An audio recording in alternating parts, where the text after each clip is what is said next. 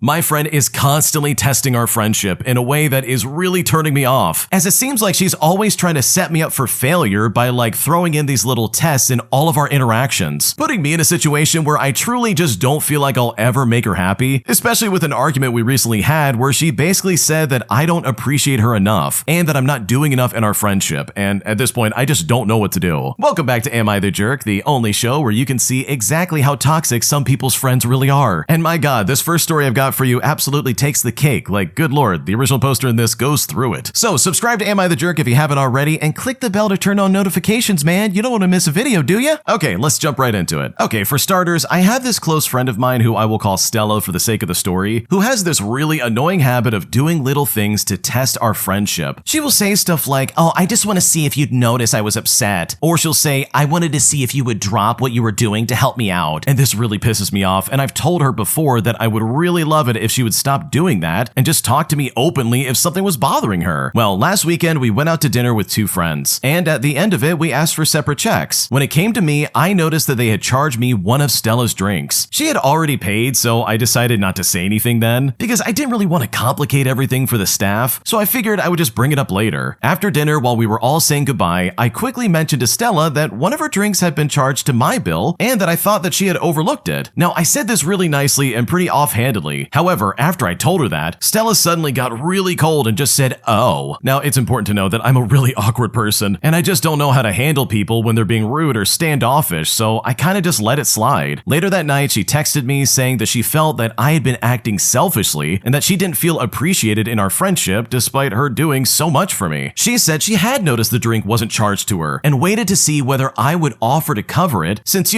had helped me move into my apartment 2 months ago. Now, I understand wanting to be appreciated, but this was honestly really annoying. I don't think it's healthy to help your friends and expect something in return. That feels very transactional. I told her that if she wanted me to buy her a drink as a thank you for helping me move, it would have been better to say so 2 months ago. Instead, this turned something small into some arbitrary test of friendship. She then replied that it shouldn't have to fall on her to keep reminding me to show basic appreciation. We decided to meet for brunch the next day to talk it out in person, and I got there first and I just ordered a coffee. However, before I could even really say anything, she immediately started telling me how she hoped I had thought more about my actions. And at that point, I just couldn't do it anymore. I was so frustrated that any attempt at having a productive conversation turned into me somehow being the villain. So I just stood up, I paid for my coffee, and I left. I then texted her afterwards saying that I was done participating in her little tests and that I can't be friends with someone who isn't willing to communicate like an adult. I just don't know how I can make her understand that she needs to stop testing people quite literally, because this is seriously making my friendship with her fall apart and I really just don't know what to do from here. Okay, dude, your friend sucks. This is a terrible person. I hate people who do this because it really does kind of put a wedge between you and them, where every single interaction is suddenly being measured and constantly observed. You always think to yourself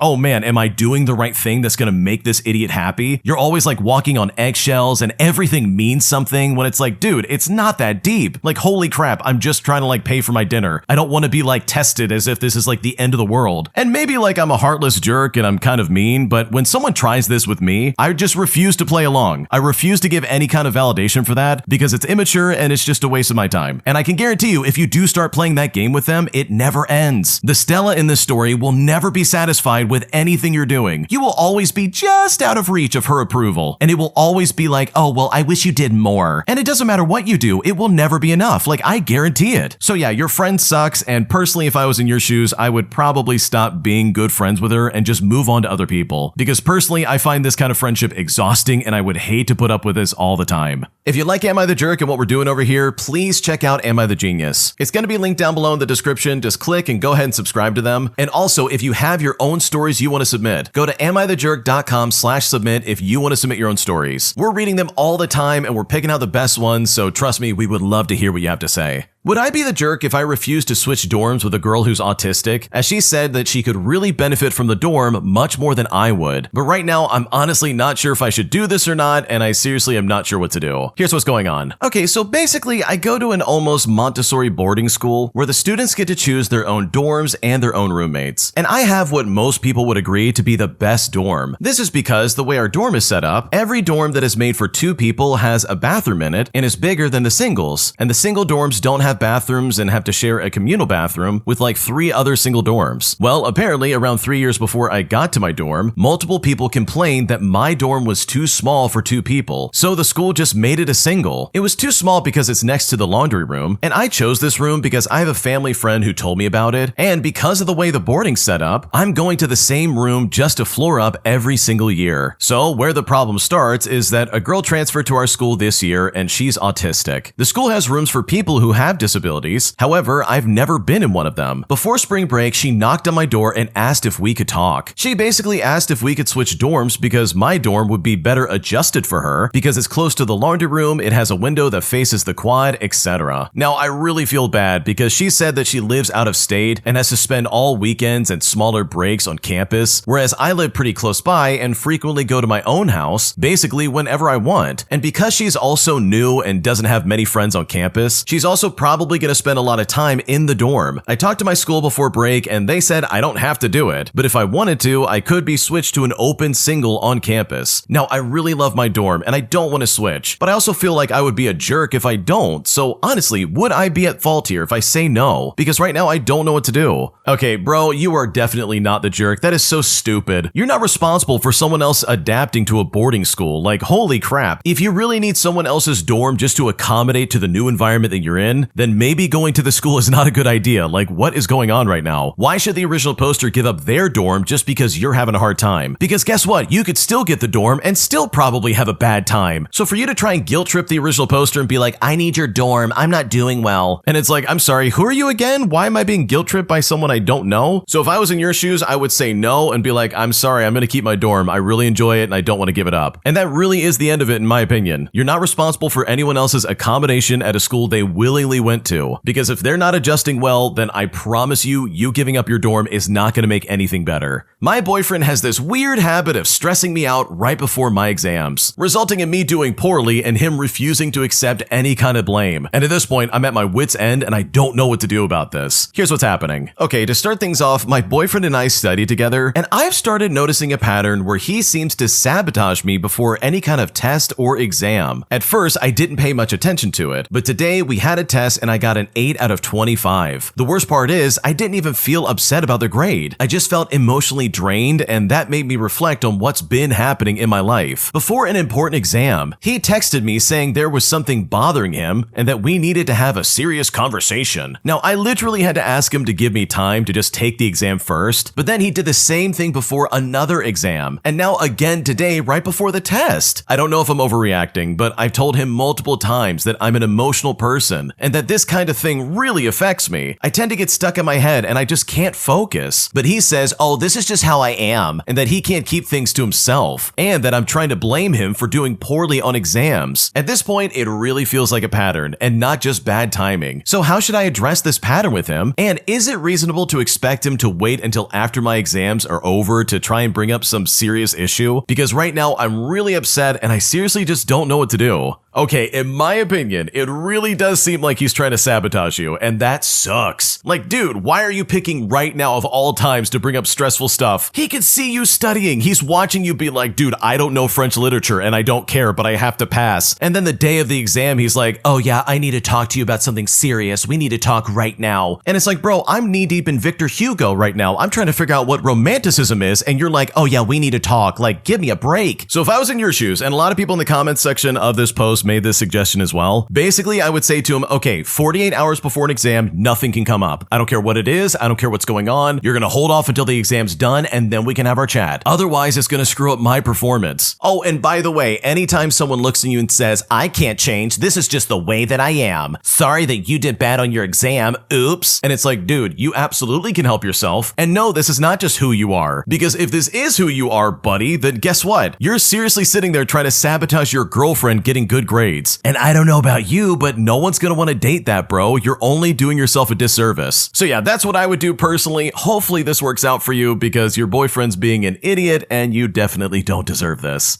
This next story is proof that just because you book a hotel, it doesn't mean that somehow it's still gonna get canceled. As that's exactly what happened to the original poster. They showed up to their hotel and guess what? Someone said they canceled it, leaving them with literally no other choice except for to fight back. Here's how it happened. Okay, so this happened during a trip I planned weeks in advance, and honestly, I still feel like I'm going crazy. I booked a hotel online, I got a confirmation email, payment receipt, and everything looked normal. I even double-checked the details a few days before the trip just to be sure. Well, the day arrived and I went straight to the front desk, I gave my name, and I waited for them to pull up the reservation. Well, the receptionist paused, typed again, and then said, "Oh, I can't find any booking under your name." Now, I thought maybe it was under a different spelling or something like that, so I showed her the confirmation email. It had the booking reference, the dates, the room type, literally everything. And so she entered the reference number and still got nothing. Now, at that point, I started getting frustrated. I told her I had a confirmed booking and I already paid a portion of it. She then called a supervisor to check, and after a few minutes, they told me the reservation had been canceled earlier that day. But that didn't make sense because I didn't cancel anything. I then asked them who canceled it, and they said it was done through the system and they didn't have specific details at the front desk. Then I asked the most important question. If this was canceled earlier, why wasn't I notified? And of course, I got no clear answer. Now, to make it worse, they said the hotel was now fully booked. Literally no rooms available. So just to recap, I had a confirmed reservation, I showed up on time, and I was told it didn't exist anymore and there was nothing they could do about it. And that's exactly when I got angry. I showed them all the proof again, the confirmation, the timestamps, the payment, literally everything. I asked them how a confirmed booking could just disappear without any notice. They kept apologizing but didn't offer a real solution beyond suggesting nearby hotels. But I refused to leave it at that. I asked them to escalate it further and check their system logs. After more waiting, they came back and admitted the bookings was modified earlier this day due to a system adjustment, and apparently it may have been incorrectly canceled during that process. So clearly it wasn't me, it was their system. But by that time, the room was already given to someone else. I kept pushing until they finally arranged a room in a partner hotel nearby, and they thankfully covered the difference, but only after I argued for it. But from my side, I had proof of a confirmed booking and I still got turned away like it didn't exist. So am I the jerk for arguing and refusing to leave until they fix the situation after my booking was suddenly gone? Because right now, I'm not sure what to think of this. Oh my gosh, no, you're not the jerk, dude. I absolutely would have chained myself to the desk and been like, I'm not leaving.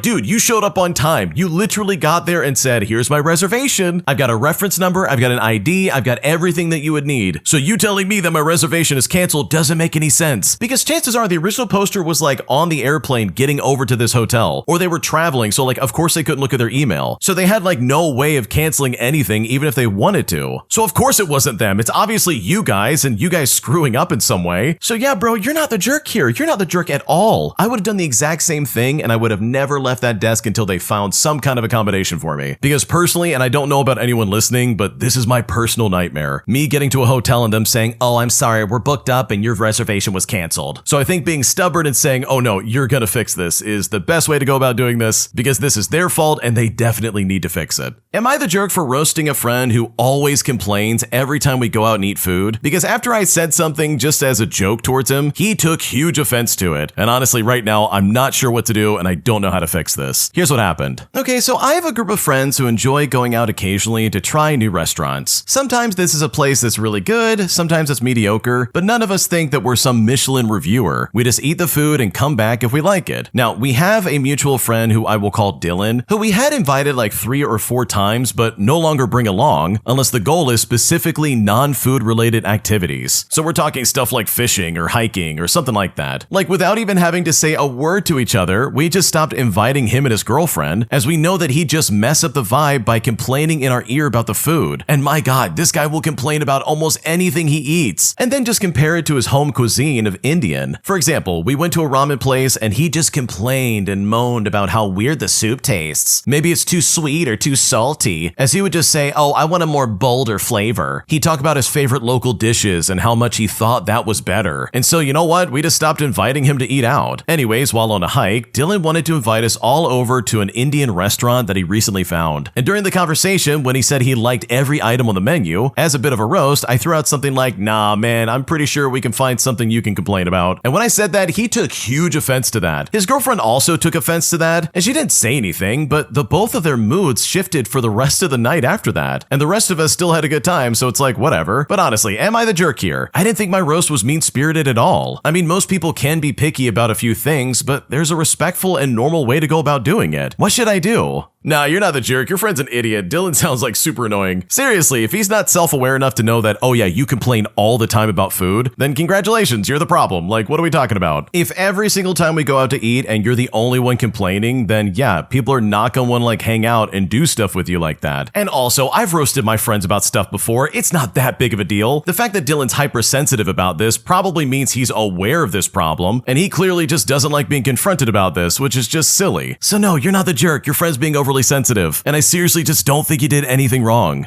Today, I messed up by confronting my neighbor about his loud leaf blower every Saturday morning, and somehow, as a result, I accidentally became a neighborhood legend. And now, after the fact, once it's all said and done, I kind of feel freaked out over this and I don't know what to do. Here's what's going on. Okay, so this happened this morning and my hands are literally still shaking as I type this, so bear with me. For nearly 14 months, I've been silently suffering. Every single Saturday at 7:15 in the morning, my neighbor, who I will call Dave for the sake of the story, fires up his industrial-grade leaf blower. We're not talking about a normal one. This thing sounds like a 747 is landing in his driveway. Now, I have a 4-month-old, I work nights at the hospital, I'm running on approximately 11 minutes of sleep. Now, I keep telling myself, oh, just be the bigger person. I kept telling myself, oh, community matters. I mean, I told myself a lot of things while lying awake at 7:15 in the morning, wanting to dissolve into the mattress. But this morning, something in me just snapped. I walked over in my bathrobe, and my wife was saying, honey, don't, from the doorway. But you know what? I don't. I went ahead and I did it. I walk up to Dave, and Dave is a large man. Dave also doesn't see me at first because he's wearing noise-canceling earmuffs while operating a machine designed to cancel noise. So I just stood there in my bathrobe waiting for a solid like 45 seconds while he blew 3 leaves from one side of his driveway over to the other. Eventually, he finally sees me. He turns off the blower, he takes off the earmuffs, he looks at me, and before I can say a single word, he goes, oh, hey, you must be the husband. Your wife brings the best cookies to the block association. Such a good woman. And at this point, I black out a little bit. When I came back, I was apparently saying something about Geneva Convention and acoustic warfare and gesturing towards his leaf blower like I was presenting evidence in a courtroom. I don't fully remember it. I remember the word habituation, and it's like, I used that word? What's going on? Now, by the end of it, 3 other neighbors had come outside and one started slow clapping. Yeah, we're talking about clapping slowly in like applause. And honestly, I wanted to die. Dave apologized and said he'd never realize anyone could hear it, and apparently his wife had been on him about it too, and he just shook my hand and said I had real guts to say something. I then went back inside and my wife was crying laughing. Apparently she'd been watching from the window, and at one point I pointed directly at the sun as part of my argument, and nobody knows why. Well, the leaf blower has gone off. It's been 4 hours, the baby's asleep, and I should feel good about this, but I simply cannot stop thinking about the part where I said habituation because this all just went way better than expected, and I'm still a little bit freaked out. Oh man, dude, good for you. This is like a fantastic example of even if you're terrified, do it anyways. Because sometimes it's just that easy, dude. Sometimes people just don't know that they're being loud, and it's like, yeah, someone needs to say something to them because they don't realize what's going on. So yeah, good for the original poster. You did it. You conquered your fear. You talked to Dave, and yeah, it was really scary, but you did it, and that's all that matters. Am I the jerk for not letting my family live in my empty house as I'm moving out and I'm going to be living overseas? Because right now my family is really just bugging me about letting my brothers move in. And at this point, I just don't know what to do. Here's what's happening. Okay, I want to start off by saying that I come from a family that always struggled to get by. My mother raised 4 sons as a single mother and would go to the ends of the earth for us. She has always rented, as has most of my immediate and extended family. But you know what? I broke this mold when I got my dream house built in 2016.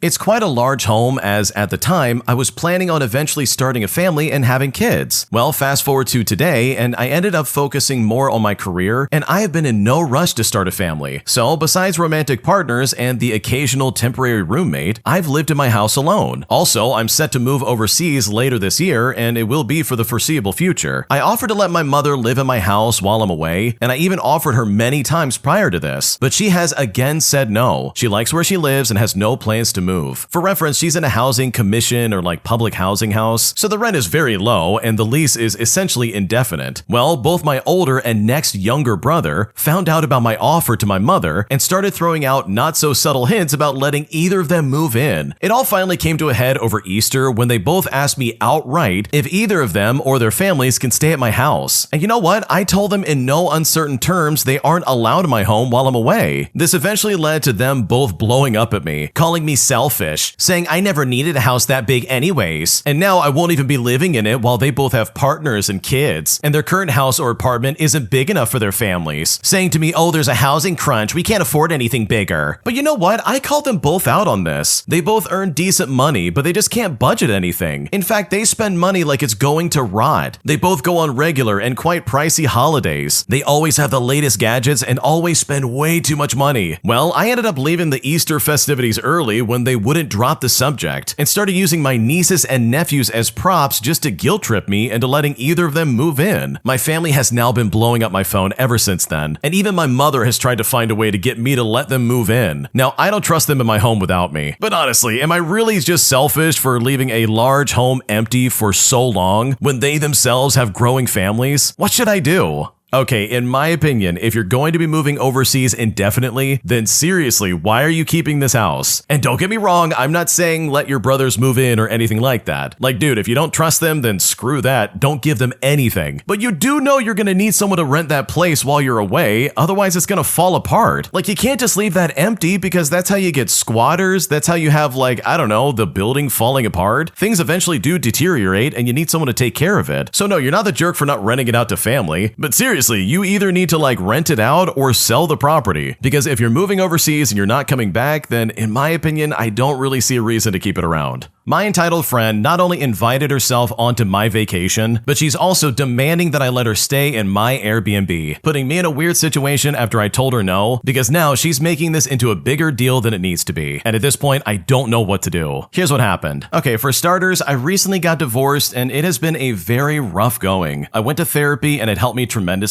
and I'm now finally starting to feel like my old self. I got off my rusty dusty, as my grandma would say. I hit the gym, I reconnected with my friends, I feel good again. In the past, my ex and I used to take frequent vacations, which I enjoyed, and honestly, there's no reason for me to stop now. So I decided to organize a trip with my friends. I asked 5 of my friends if they wanted to go, and 3 of them said yes. Someone who I will call Diane was one of the people who said no, as she's already scheduled a few vacations and had limited time available. And honestly, that was no problem. So I researched and found a 4-bedroom Airbnb, and essentially everyone will have their own room. One friend and I each have the master rooms, and the other 2 friends each have a double room. Everything's set, the flights are booked, and it's 1 month away, and honestly, we're excited. But that brings us to this weekend. Diane called me and said that one of her trips fell through, and she now has availability to go with us on our trip. And I thought to myself, okay, great. I told her that our host has multiple properties. I will ask her if she has another one near us, or if she can recommend a hotel that's close by to us. Well, Diane got really upset and asked why she can't just stay with us. But I told her that all the rooms are taken. She knows this. I mean, I was telling her all about the trip all along. She then asked why I can't just switch rooms with one of my friends, and she and I can share a double room. But I just told her that I didn't want to do that. Now, call me selfish, call me mean, call me whatever. But definitely make sure to add in that I'm a grown woman who needs her space. I just spent 12 years sharing a room with my ex. I've happily adjusted to being alone. All the other ladies are rarely away from their husbands and kids, so they want their space as well. From the very beginning, the decision was that everyone would have their own room. And yes, I explained this to Diane, so either she just doesn't get it or just doesn't want to get it. She then called up my friends who are going on the trip to see if they would share with her, and they all said no and suggested that she just get an Airbnb or a hotel near us, and then we'll all hang out together. I just want to state that we are all professional women who all make good money. So seriously, money is not the issue here. Diane often travels solo because she doesn't want to negotiate with anyone, and that's literally her words and not mine. She had her own room on the group trip that fell apart, and it's not like we're suggesting anything that she has not already previously done. So now she isn't talking to any of us. And honestly, I feel bad that I don't feel bad as much as I should. I've been through enough already in the last year. I've just learned how to handle my feelings again, and I can't manage hers as well. She knew we had this trip finalized. She also knows everyone is looking to get away for their own reasons. We simply don't want drama, and yet she's the one bringing it over to us. So am I the jerk for not accommodating her? Because right now this is really annoying.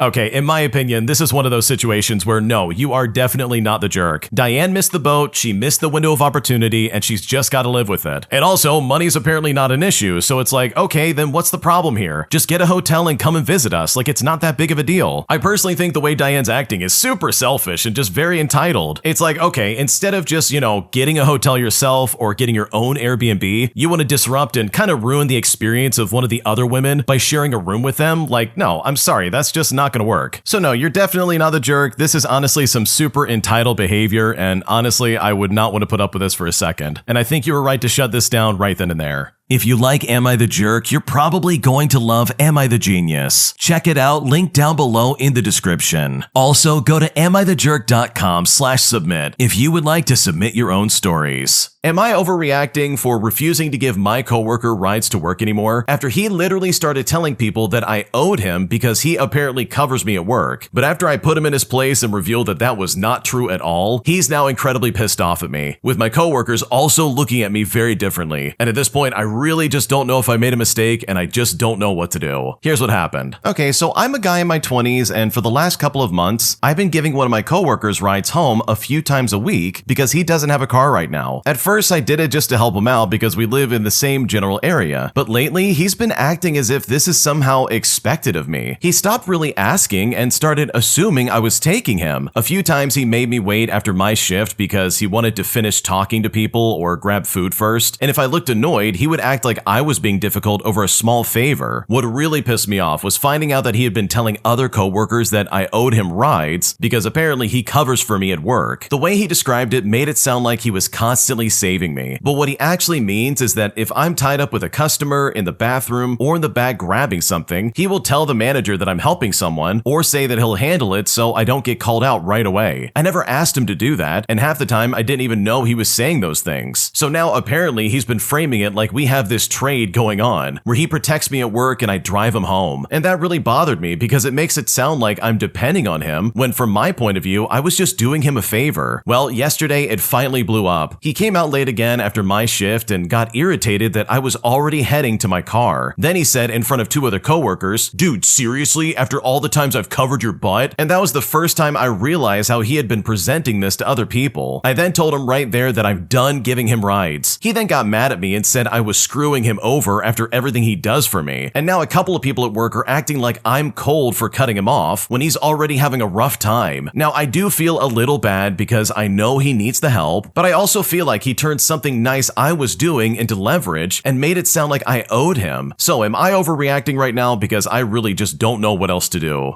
Okay, first off, you did the right thing by cutting him off. But seriously, the guy that's like taking advantage of you, this is the kind of person who, in my opinion, is always finding themselves in trouble, but never ever like admitting that they are the problem. Like seriously, this guy had a good setup. He had someone who was willing to give him a ride to work. Literally, he had his ride situation covered, and instead of being grateful about it, he tried to turn it into a, yeah, he owes me. This guy needs to do this for me because I'm covering him at work. And it's like, dude, you're talking out of your rear end. Like, what are you doing? Because from the sounds of it sounds like this guy's just doing like normal coworker stuff. It's not like the guy's doing the original poster's job for him. In fact, I would argue he's not doing that much at all. He's trying to hype himself up into some kind of like, oh yeah, he owes me, as if this is like the mafia, when it's like, dude, it is not that deep. You're the one on hard times and I'm the one with a car. Like, if anything, you owe me gas money. Like, what's happening right now? So for him to try and paint you as some kind of like subservient slave to you, like, bro, absolutely not. That is not gonna happen. So I think cutting him off and saying, no, I'm not gonna give you a ride anymore was the best decision you could have possibly made. Am I the jerk for correcting my roommate about the meals she was trying to eat when we were getting ready to go camping? Because after she ate some food that really didn't set well with her, in the past we've had to cancel trips, and this time I definitely was not willing to let that happen again. Here's what happened. Okay, for starters, I love my roommate very much. She's a wonderful person, I consider her family, and we've lived together for a few years now, and we're both pushing our 30s. Now, my roommate has a digestive condition that will literally cripple her with stomach cramps if she eats even just a little bit of dairy. She also doesn't doesn't eat meat, but she can do eggs and some fish, so as someone who loves food and cooking, I have found it very easy to cook for the both of us, and she's always so grateful about it. We even go on a lot of camping trips together, and we really love it. Well, several times now on our way to a camping trip, we would stop somewhere to get something to eat, and she would end up doubled over with horrible cramps by the time we got to the campsite, and we'd have to pick up and turn around. Now, because I cook a lot, I have a better idea of what's in most food than she does. But when we first ate out together years ago, I pointed out that something had dairy in it to the waiter and mentioned that she couldn't have dairy. But when I did that, she politely asked me not to do that again, and so I didn't. Well, last weekend, we went on a big kayak camping trip. We had just gotten off a ferry, and we were having a last hot meal at a little restaurant when she ordered something with brioche bread, which unlike most breads has a lot of butter in it. So I said to her, don't get the brioche, it has a ton of butter. She then shot me a dirty look and asked the waiter, who had to ask the chef, who confirmed that yeah, it did. And so in the end, she got a substitution. She was pretty pissed off at me for correcting her about her meal in front of the waiter, which, like I mentioned before, is something she's asked me not to do. Now, here's the thing about this trip though. We were going to camp overnight at Posey Island, a tiny island marine park off the coast of Friday Harbor. The island has only 2 campsites, and we rented both for 2 nights. So we were going to be getting the whole island to ourselves. And one day was the lowest tide of the month as well. So we'd be getting some excellent tide pulling in. And in total, there were 4 people on this trip. It was me, her, another friend, and my girlfriend. Now, at this point, we had woken up at 2 o'clock in the morning. We had driven 5 hours, taken a 2-hour ferry that cost $70, and we were gearing up to paddle a few miles over the harbor in the early morning cold. We had all taken time off work, which was hard for us, and the only reason we had taken such an early ferry was so we could paddle over early in the morning when there were like less boats in the harbor, because my roommate's afraid of kayaking near large boats, and honestly, none of us love it. So after all that prep and all that money and time, I was not willing to turn around because she didn't want to be told she'd ordered something with dairy in it. And the way the ferries work around here, we would be waiting maybe days to get on without a reservation, which was set for the days that we were leaving. So am I the jerk for like correcting her and being careful about her dietary restrictions? Because honestly, I don't know what else to do here. Okay, your friend is incredibly selfish and very rude. You mean to tell me they have a debilitating milk allergy and they can't even be bothered to like check what they're eating before you go on these trips? Like, holy crap, that is the real problem here. She sits there and tries to say, please don't do that again. But you could easily shoot back at her and be like, well, how about you not ruin another trip? Like, I don't care if you get pissed off at me correcting you. I'm not gonna turn around just because you ate dairy and then you're stuck on an island feeling sick. Like, you're not ruining this trip for me. And if you do, again, because you ate something you know you shouldn't have, then this will definitely be the last time we have any trips together. So no, you're not the jerk for correcting her. She's being very stupid for not like paying more attention to this. And if she's going to be this irresponsible, then yeah, she deserves to get put in her place. Am I the jerk for being pissed off at my brother after I find all of my belongings stuffed under my bed after I literally let him stay at my apartment while he figured his life out? Because now I feel very disrespected and very frustrated. But at this point, I don't know what to do about this. Here's how it happened. Okay, I really need some perspective because I'm honestly upset and I don't know if I'm overreacting here. Last year, I let my brother stay in my place temporarily because he moved to my city for work and needed time to find his own place. Because of that, I had to move out and stay with my mom, which is already difficult because she is very controlling. So I eventually left and stayed with my dad in another city where it was more peaceful. Well, recently I got called for a job back in the city and I had to start immediately. Now this job is intense. I work 15 hours a day and I work 6 days a week. So I didn't even have time to properly settle or go back to my place to get my things. I had no choice but to go back to my mom's place once again. Well, fast forward and today was my only day off. And so I texted my brother in the morning saying I was coming to get some of my stuff. He replied that he wasn't there, but the way he said it was really rude. So I called him out on it, but he didn't respond. I still had the key to my place, so I went anyways. But when I got there, I couldn't find any of my things. I started looking around and eventually I checked under the bed. And that's when I saw that everything I own was shoved under there. It wasn't organized, it wasn't packed up, it was just thrown in. Shoes on top of clothing, hygiene items mixed with dirty shoes, small personal things like hair accessories, keys, charms, and even medication scattered everywhere. It looked like everything I had was treated like it didn't matter. What hurts the most is that I left everything clean and well organized. And I've always been easygoing with him. I don't get angry, I usually laugh things off, and we generally have a good relationship. Well, I didn't even say anything. I just looked at everything and I left because I was too overwhelmed. And honestly, I was too tired to even start lifting or even take anything because the bed alone is really heavy and I definitely couldn't do it. And you know what? I now feel really disrespected. Not because he stayed there, I mean, I agreed to that, but because of how carelessly he treated my things. things. I left everything organized and I really put my stuff away. So why would he then open everything up and then throw it all under the bed? Like, it's very infuriating. So now I feel like I'm stuck and I just simply don't know how to deal with this because this is all incredibly annoying.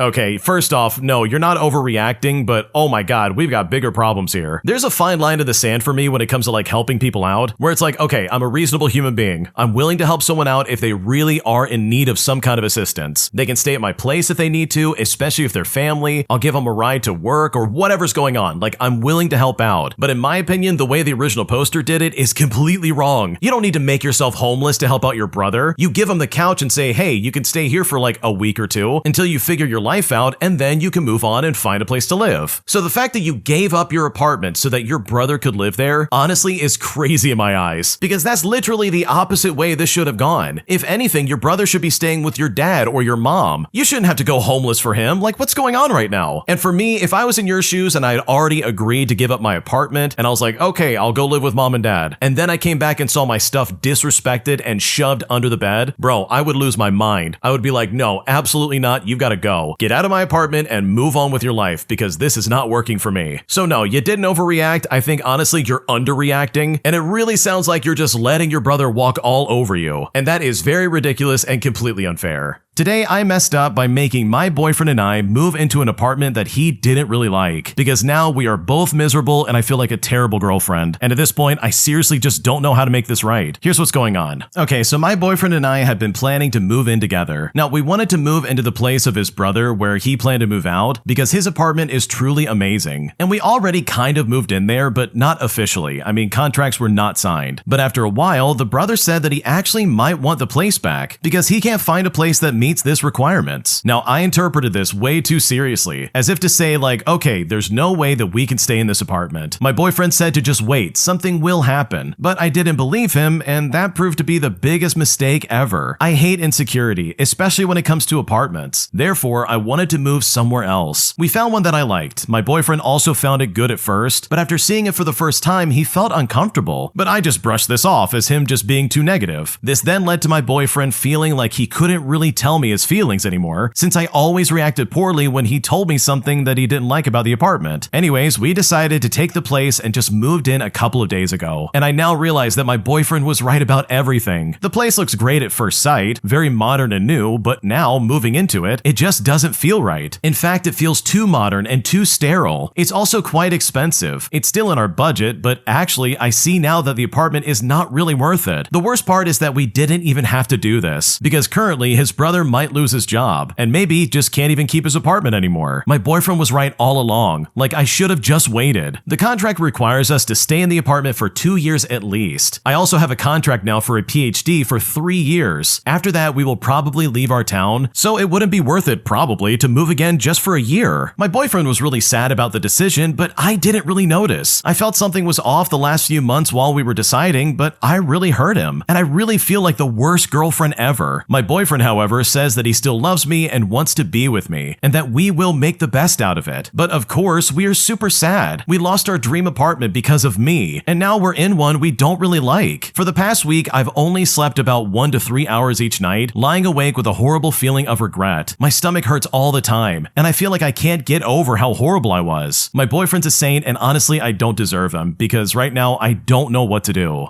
Okay, first off, I completely agree with you. I think you really did mess up here, and you really didn't need to make some kind of like giant jump in logic and be like, we need to find a place right now. Because yeah, you kind of screwed the situation up. The brother's apartment literally came up for grabs, and if you had just waited, this could have been yours. But instead, you pushed for it, and now everybody's miserable. So if I was in your shoes and I wanted to try and make this right, I would personally just try to see how I can break the lease if possible, and go over to that other apartment and take that one. Because guess what? You just moved in. Like, this stuff happens. You wouldn't be the first person to break lease, and I'm sure you won't be the last one. So for me, that's a solid solution to make everybody happy. So yeah, hopefully you can get this figured out, and hopefully next time you listen to your boyfriend, because in my opinion, the way you treated him was a little bit too unfair. Am I the jerk for not forgiving my sister-in-law's toxic behavior towards me after she literally insinuated that I was raised selfishly simply because I'm trying to keep my lunches I use for work in my room away from her? Because right now I'm pissed off and I don't know what to do. Here's what's going on. Okay, for a bit of background, me and my partner are both 26 years old and we're currently living with my in-laws while we both finish our degrees. I'm a nursing student and I'm currently doing clinicals 40 hours a week. Well, my sister-in-law recently moved back in with us until she can find a new place. She's the type of person to find issue in all of her siblings, significant others, so I try my best just to avoid her. She's also been really weird about groceries ever since moving back in. She wants to help buy food, but then she throws a fit if certain things are eaten without her permission. And trust me, when I say that she throws a fit, I mean she's screaming and throwing stuff. Now, since I've been so busy with school and she's being so weird about food, I decided to just make it easy on myself and buy salad kits from Walmart just to try and take to my clinicals instead of making something. So me and my partner purchased a week's worth of salad and some drinks for me just to take with me. Since we have a mini fridge in our bedroom, usually for drinks, I decided to put my lunch supplies there so it's all just completely out of the way. Well, when my sister-in-law saw me walk into the bedroom with the bags, she became furious, like seriously very angry. When she thought I couldn't hear her, she told my partner, "It's not fair for you guys to bring groceries in here and hide them in your room." But you know what? My partner defended me, telling her that this was just food for work. Now, I'm under a lot of stress with school and work, so when I heard this, I just started crying. My sister-in-law then came in the bedroom and said, "It's just that you were raised different than us. In this family, we share with each other and we don't hide food. We always help each other out," insinuating that I was raised selfish, which could not be farther from the truth. And it's just straight up rude. Now, this happened a week ago, and honestly, I just can't get over it. I feel like I have to walk on eggshells around her. She's annoyed when I eat the food from the fridge or the cabinets, but she's also mad when I buy my own food. My sister-in-law is also one of those people who never has to take accountability because people in her life dismiss her behavior as just how she is. And this situation is no different. My partner and his family have already moved on from the situation, but you know what? I refuse to do so. I told my partner that I cannot just move on from this, and he seemed really upset. He told me, "Okay, you just gotta ignore her sometimes. She's off her meds too." But I told him that's no excuse for bad behavior, to which he got mad at me and then stormed out. But you know what? I think it's valid for me to be upset, and she needs to be held accountable for her actions. So am I the jerk here? Like seriously, because right now I don't know what else to do.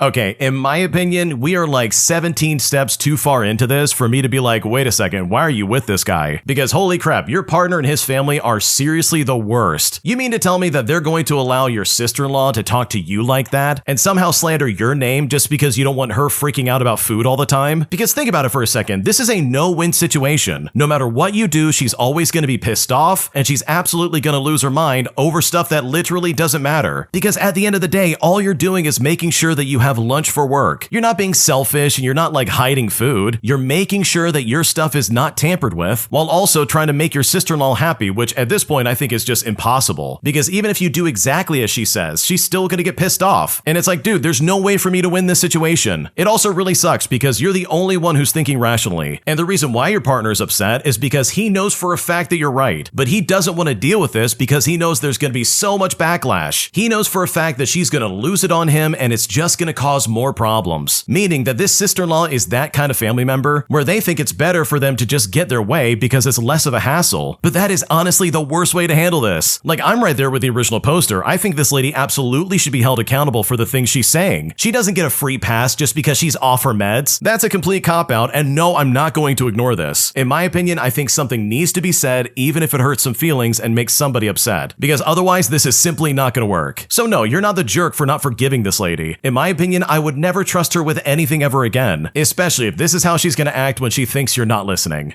An entitled old couple demand that I move away from my spot on a public beach, saying that they deserve it more than I do, despite the fact that I've been there for an hour longer than they had. But instead of giving in, I decided to get some petty revenge by staying as long as possible just to make sure these idiots never got that spot, resulting in these two going into a rage in a way that I've never seen in my entire life. And honestly, it was incredibly satisfying considering how rude they were to me. Here's what happened. Okay, so today I was looking for a spot to chill out on the beach and just read my book. The heat was was really intense, so it wasn't really possible to be sat in the full sunlight, and shade was very hard to come by. Eventually, I came across 3 or 4 trees that were evenly spaced out, and 2 of them had deck chairs placed underneath them. Now, immediately, I knew these chairs had been placed there by the nearby resort, and so I made the decision not to sit in them. But seeing as they were not on private land but on the public beach, I laid my towel down and I sat right beside them. An hour or so passed by, and I had been swimming, reading, and just minding my own business when I knocked my bag over into the sand. At this point, I put my bag up on one of the chairs, simply because this entire time I had remained completely undisturbed. Well, sure enough, minutes later, an old man, probably in his late 60s, comes over grumbling to himself and stares at me angrily, pointing to the deck chair. I then removed my belongings and found myself apologizing begrudgingly, given the manner in which I had been confronted. The man continues to grumble and groan indistinctly as he moves the chairs around, and I just sit there and try to read my book. Just then, his wife, I'm assuming, joins him close by, and they both begin berating me in a thick German and Austrian accent, complaining that I had the whole beach to choose from and instead decided to sit right here. Now, if I had been asked respectfully, I would have just moved and gone about my day. But given the manner in which I was spoken to, I decided I would definitely stand my ground. So, in a calm manner, I told them, well, you could also choose to sit anywhere else along the beach. At which point, they grew even more animated. I then told them I was doing no harm by sitting on a public beach. At which point, the man started to shout at me, saying, "You're crazy, you're crazy. You put your luggage on my chair." I then calmly said that I'd been here for an hour, and it had not been an issue the entire time. At which point, they snapped back at me like they had been here longer. Well, I simply put it to them that I didn't have an issue with the situation, and with this, I just went right back to reading. Well, they both then set down their belongings and stormed off into the sea, presumably waiting for me to leave. Now, at this point, I had realized I was all but ready to go off in search of lunch anyways, until this delightful couple gave me the perfect reason to stay just a little bit longer. So for half an hour, I sat with my book, occasionally looking over to them as they swam around, glancing back at me, just to see if I had gone. Eventually, the man returned. I stayed sat with my head in my book as he moved his chair around me, deliberately hanging it over my head for a length of time. But I didn't even look up to see what he was trying to gain from this. I did, however, note him deliberately walking across my towel as I was sat on it and doing his absolute best to kick as much sand my way as possible. So I said, well, that was really kind of you. I thought with age you might learn some manners. I then added that it was embarrassing for a man of his age to behave in such a way. Well, as a result, I sat out for the best part of another half hour, at which point his wife now looked like a dried prune, having tripled her wrinkles trying to avoid me by staying in the water. I decided I'd finally move on to get some much needed food, though not before one final flourish. I slowly gathered my things, making sure I wasn't about to leave anything behind, and with one great swoop, maybe a couple extras for good measure, I flicked all the sand off of my towel straight over this great blubbering buffoon. Well, he instantly grew red with rage. I pointed to him that it was just the same sand that he'd kicked up my way. Sitting upright in his chair, he hastily grabbed a handful of sand and threw it towards me, even though he didn't account for the fact that I'd taken time to note the direction of the wind. Quite beautifully, it all blew back right in his face. I then told him to have a nice day before strolling off down the beach and waving to his wife still shriveling up in the water as I hear him shout, "You idiot," in the distance. And honestly, with all things considered, this really made my day because this guy was a massive jerk.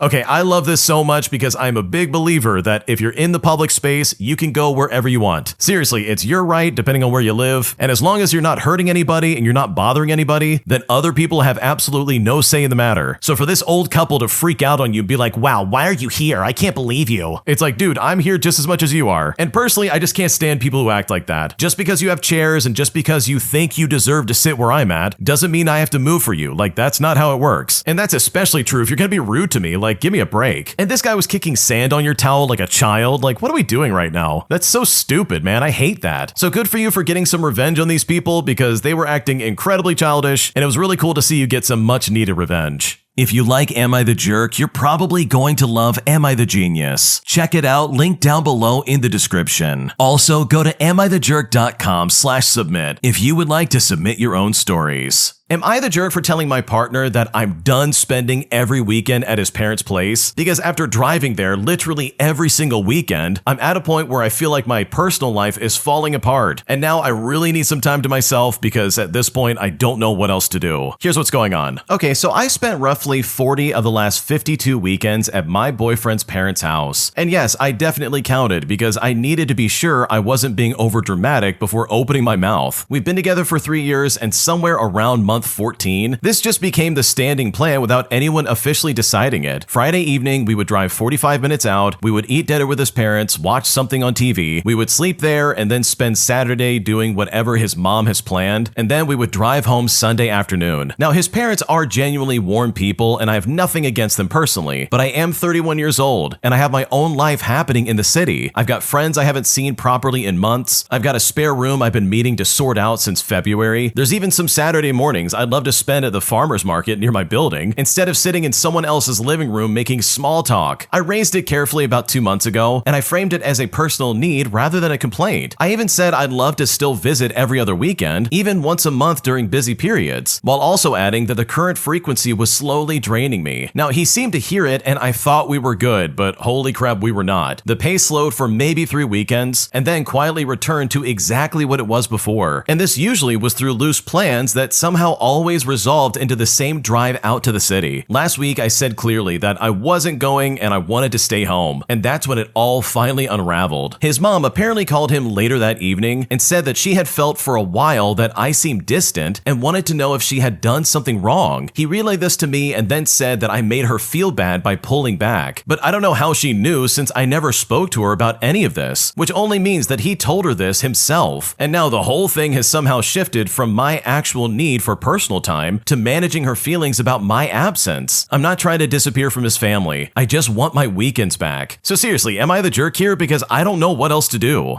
No, you're not the jerk. This is a weird thing going on right now. Like, I really don't like what I'm seeing, and the fact that anyone's trying to be like, oh, come on, why do you want your weekends back? You're upsetting my mom. Like, the fact that he or anybody else is trying to insinuate that is crazy. Because my God, dude, we've gone to your parents' house almost every weekend for the entire year. I can understand visiting occasionally, but every weekend? Like, bro, I have other stuff I want to do. And at that point, you practically live there. Like, that's annoying. It's also super disappointing that he turned this into a family issue instead of keeping it private between the two of you. This could have been handled so easily, it's not even funny. But instead, he brought this up with his mom and said, wow, she doesn't want to come anymore. Instead of having a spine and explaining like, hey, we have stuff we want to do on the weekends, so we'll see you like once a month. Or something like that. I think that would be like at least somewhat reasonable. Like just taper off and then slowly make it less and less. So yeah, you're not the jerk. This is a weird thing that he's making you do. And I think the way he's handling this, in my opinion, is simply making everything worse. My entitled manager keeps emailing me way past 10 o'clock p.m. and sometimes even as late as midnight. So I decided to get some petty revenge by only responding to those emails until it was exactly 24 hours later, as I eventually showed him that it was not a lot of fun to get emails this late at night, which thankfully ended up changing his behavior altogether. Here's what happened. So my manager has this habit of sending emails at like 10 or 11 o'clock at night, or even sometimes at midnight. It's casual stuff, nothing that's really like an emergency, just things that can absolutely wait until the morning. And there was always this unspoken expectation that you had seen it and you were on top of it by the time stand-up rolled around. Now, I never said anything, but I just started quietly implementing a policy of my own. Every email he sends me, regardless of when it was sent, I reply exactly 24 hours later. Not 23, not 25. I set a reminder. I draft the reply immediately so I don't forget. And then I just sit on it and I send it the next day at whatever time he originally sent it. For example, if at 11:47 p.m. he emails me about Q3 projections, then I will reply literally the next day at the same time. Maybe he'll send me a 6 o'clock in the morning Saturday email. Well, congratulations, you'll get a 6 o'clock in the morning reply the next week. He started sending emails earlier and earlier, and I think he was trying to just get ahead of whatever delay I had going on, but I just kept up this 24-hour window regardless. Now, he never said anything directly. I mean, how could he? My replies were always thorough and nothing ever actually got delayed because I was drafting them immediately anyways. It's been 4 months and he now sends almost everything before noon. And honestly, I consider this a professional and a personal success. Oh man, if I got work emails at midnight, I would be super annoyed. There is no reason for that, dude. Like, what are we doing? I'm asleep and or like not wanting to talk to anybody, especially on a Saturday, dude. Like, leave me alone. So yeah, I love this kind of like petty revenge. I think this was absolutely necessary because at the end of the day, it clearly worked. And hopefully he doesn't do that to you anytime soon.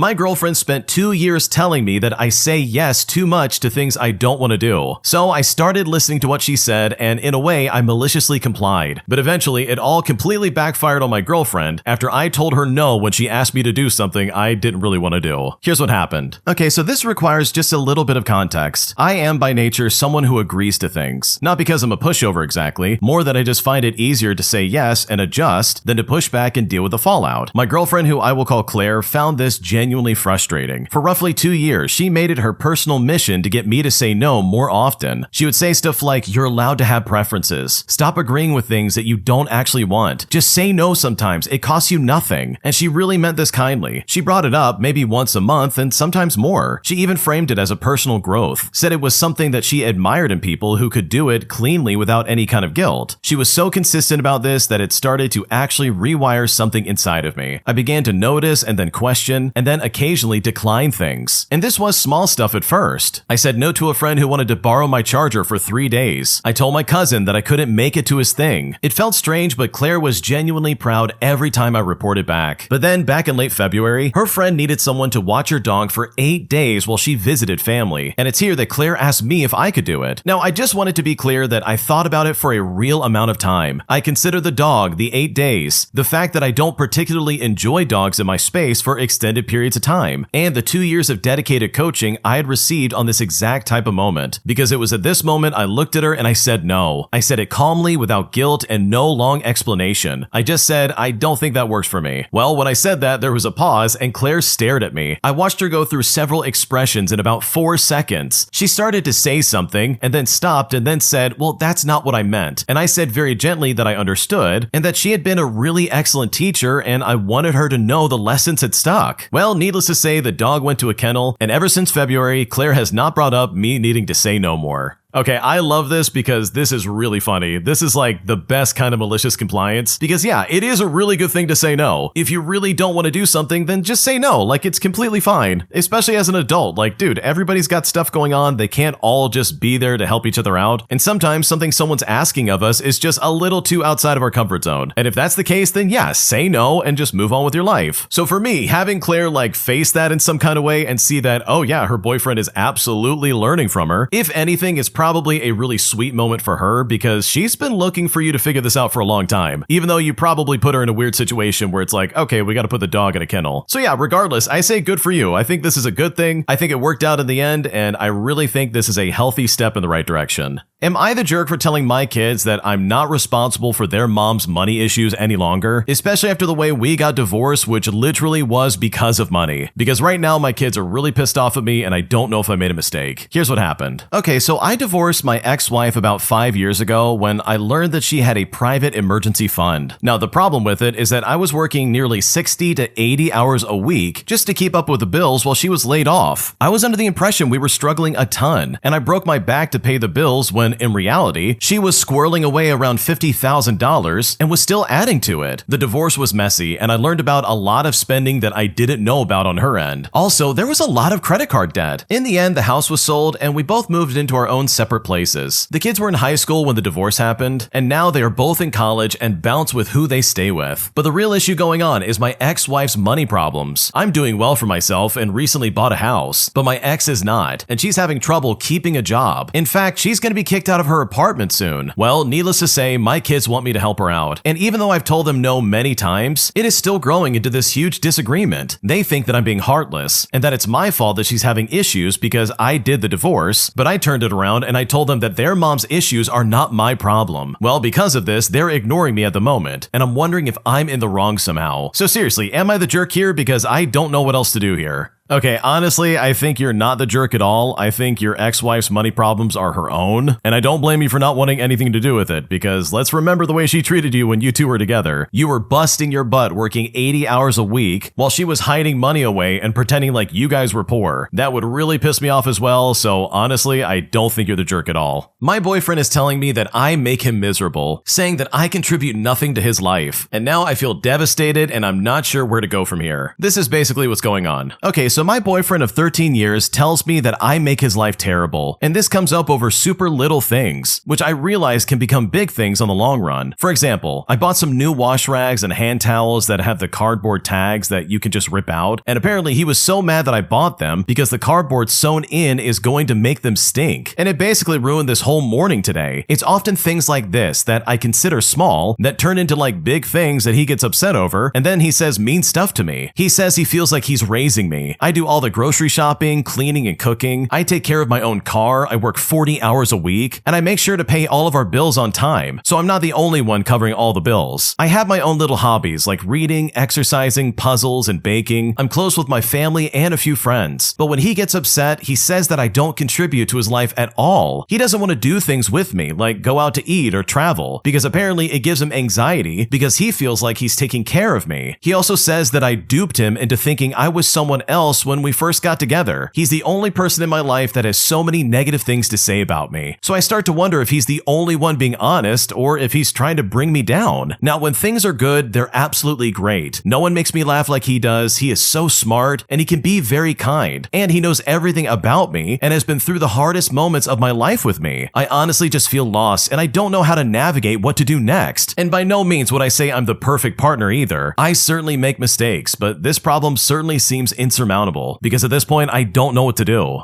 Okay, in my opinion, I think your boyfriend is kind of showing his true colors here, and the fact that he's like, wow, you're making me so miserable, while also essentially saying that he can't have like good times with you because he's worried about taking care of you. Like, dude, I don't know about you, but this does not sound like a winner. This literally doesn't sound like someone who's in it for the long haul. Like, I don't know, it kind of sounds like he's already started breaking up with you because the things this guy is saying is super toxic, dude. He's saying that he feels like he's raising you and that you're basically doing nothing to contribute and all this other crap, and it's like, dude, what is happening right now? So yeah, I think when it comes to like, oh, what do I do about this? Like, I know if I was in your shoes, I would start the process of being like, okay, maybe this isn't working. Maybe we should separate if you're that miserable. Because you said it yourself, when he's not like this, he's a great person. He's smart, he's funny, he's kind, he's everything that you would want to have in a relationship. But clearly he doesn't feel that way anymore. Like, holy crap, look at the way he's acting. So I really hope you figure this out. Hopefully you find a good solution between you and him. Because if I was in your shoes, I would probably have one foot out the door at this point. Am I the jerk for not making much of an effort in hosting my in-laws? All because anytime I have, they've acted incredibly spoiled and very entitled. And right now, I just don't know what to do. Here's what's going on. Okay, so my partner and I have been together for 10 years, and we are expecting a baby in 2 months. But honestly, in the last 2 years, I've started struggling to get along with his parents. His parents live in another state, so we don't get to see them that often. When we do see them, it's either at their place, our place, or occasionally we have been on holiday together. The only time we really struggle is when they visit us. They're in their 70s, whereas my parents are in their 50s, and I really just don't feel like we have much common ground. On our last visit, I was in my first trimester of pregnancy. It was Christmas and I was working full-time, while my partner, his parents, and brother were all in holiday mode. Christmas is very stressful for me, as I deal with a lot of jerks and emergencies, so when I came home, I was exhausted and not particularly sociable, but I did make an effort. I had warned them before they booked the trip that it was a busy time of the year for me at work, but they came anyway, so I hope that they at least understood what they were getting into. They stayed for 10 days and I joined them for like 7 out of the 9 dinners, but I excused myself for 2 of the nights as I was feeling sick and exhausted, which apparently really offended them. They always sit down to the table and talk, whereas we normally eat on the couch, so I found it hard after a big week at work and I just wasn't particularly chatty. Well, it all came to a head when they threatened to leave 3 days early because apparently I was making them feel unwelcome. Now, they've done something like this before on a previous trip, and my partner and I had to apologize and convince them to stay, but this time around I felt like I was being manipulated. My partner then begged me to sit down and have a talk with them, so I reluctantly agreed. Straight away, my father-in-law started accusing me of not making an effort and sitting on my phone. Now, I have an e-reader and I had been reading on the couch after work while everyone hung out and cooked, but I was definitely not on my phone. Ironically, my brother-in-law spent the whole trip on his phone and his laptop. I struggle with confrontation, so I ended up in tears while they ripped into me. My partner tried to stick up for me, but he gets upset that we don't get along, so I had to defend myself a lot. I eventually apologized and we made up, but I just felt like I had no other choice. I think part of the issue was that I didn't want them coming to stay 2 weeks after my due date. They would have been flying in from Europe, and I'm expecting to go overdue. So I set a clear boundary, but they still tried 3 different times to convince me. They didn't want to push their trip back as they had another family member's birthday, but I stood my ground, and now they've stopped talking about visiting after the baby comes along. There's now tension between my partner and I because he doesn't like the fact that I don't don't get along well with his parents. It makes me feel like it's my fault. But at the same time, I think that I'm not the jerk here. So seriously, am I the jerk? Because honestly, I feel like I'm at my wit's end, and at this point, I just don't know what to do. Okay, honestly, in my opinion, I don't think you're the jerk. I think your entire situation here is totally justified. First of all, these people sound incredibly entitled. Here you are coming in completely exhausted from work, you know, the thing that they absolutely knew about ahead of time, and they're trying to be like, wow, we're gonna leave because you're not paying attention to us enough. Like, that's essentially what they're saying, right? They're trying to pretend like you're not a good host when it's like, dude, I've been working all day. The last thing I want to do is even look at you, and yet you're sitting at the table and not the couch. Like, bro, let's at least be comfortable and not sit in these wooden stupid chairs. Like, what are we doing? And it's not like you didn't eat dinner with these people. You're literally working during the holidays. You know, the time of year when everybody's at their worst, and you're putting up with people all day and you're dealing with all this crap, only to then come home and be like, okay, time to be chipper and happy for the people I don't want over at my house. But for me, the worst part about this is honestly the way your husband's acting. He's so caught up in the fact that you guys don't get along that he's missing the point entirely. Because if I was in his shoes, I would be like, guys, you're being way too hard on my wife. This is insane behavior. Like, he literally just has to back you up and all of this could be a lot better. But instead, he's taking like a passive, like spineless role, and it quickly becomes like a 2 versus 1 scenario, and that sucks. So you know what? I don't think you've done anything wrong. I think your in-laws are just really toxic, and they're making it sound like you've done something completely irreparable when all you're asking for is just a little bit of distance. Because things really don't have to be this weird, but it seems like everybody is determined to make it weird. My weird entitled parents literally sold their house and then moved into my apartment, convincing me that they're only going to stay temporarily while they look for a new place to live. Well, after 3 months of dealing with this, I'm now expecting them to pay rent. And even though they're both offended by this, I absolutely refuse to back down. Welcome back to Am I the Jerk, the only show where you can find out exactly how entitled some people's parents truly are, leaving the rest of us to realize, oh man, I don't think I nearly had it this bad growing up. Subscribe today if you haven't already, and click the bell to turn on notifications. Let's get started. Okay, so my parents, both 58 years old, sold their house like 3 months ago. They said they were downsizing to an apartment, except they never got the apartment. Instead, they showed up at my house with all their stuff and said, we're staying here temporarily, all while they look for a place. Now, I was shocked, but I said, okay, just for a few weeks. Well, guess what? That was 3 months ago. They've made 0 efforts to find a place, and they're completely settled in now. They've taken over my spare bedroom and my home office. I'm working from my bedroom now. They rearranged my kitchen. My dad watches TV in my living room all day. I even asked them when they're planning to move out, and my mom said, we're looking, but nothing feels right yet. Well, at this point, I basically said to them, okay, well, you really need to start paying rent. And that's when I told them it's going to be $800 a month, which by the way,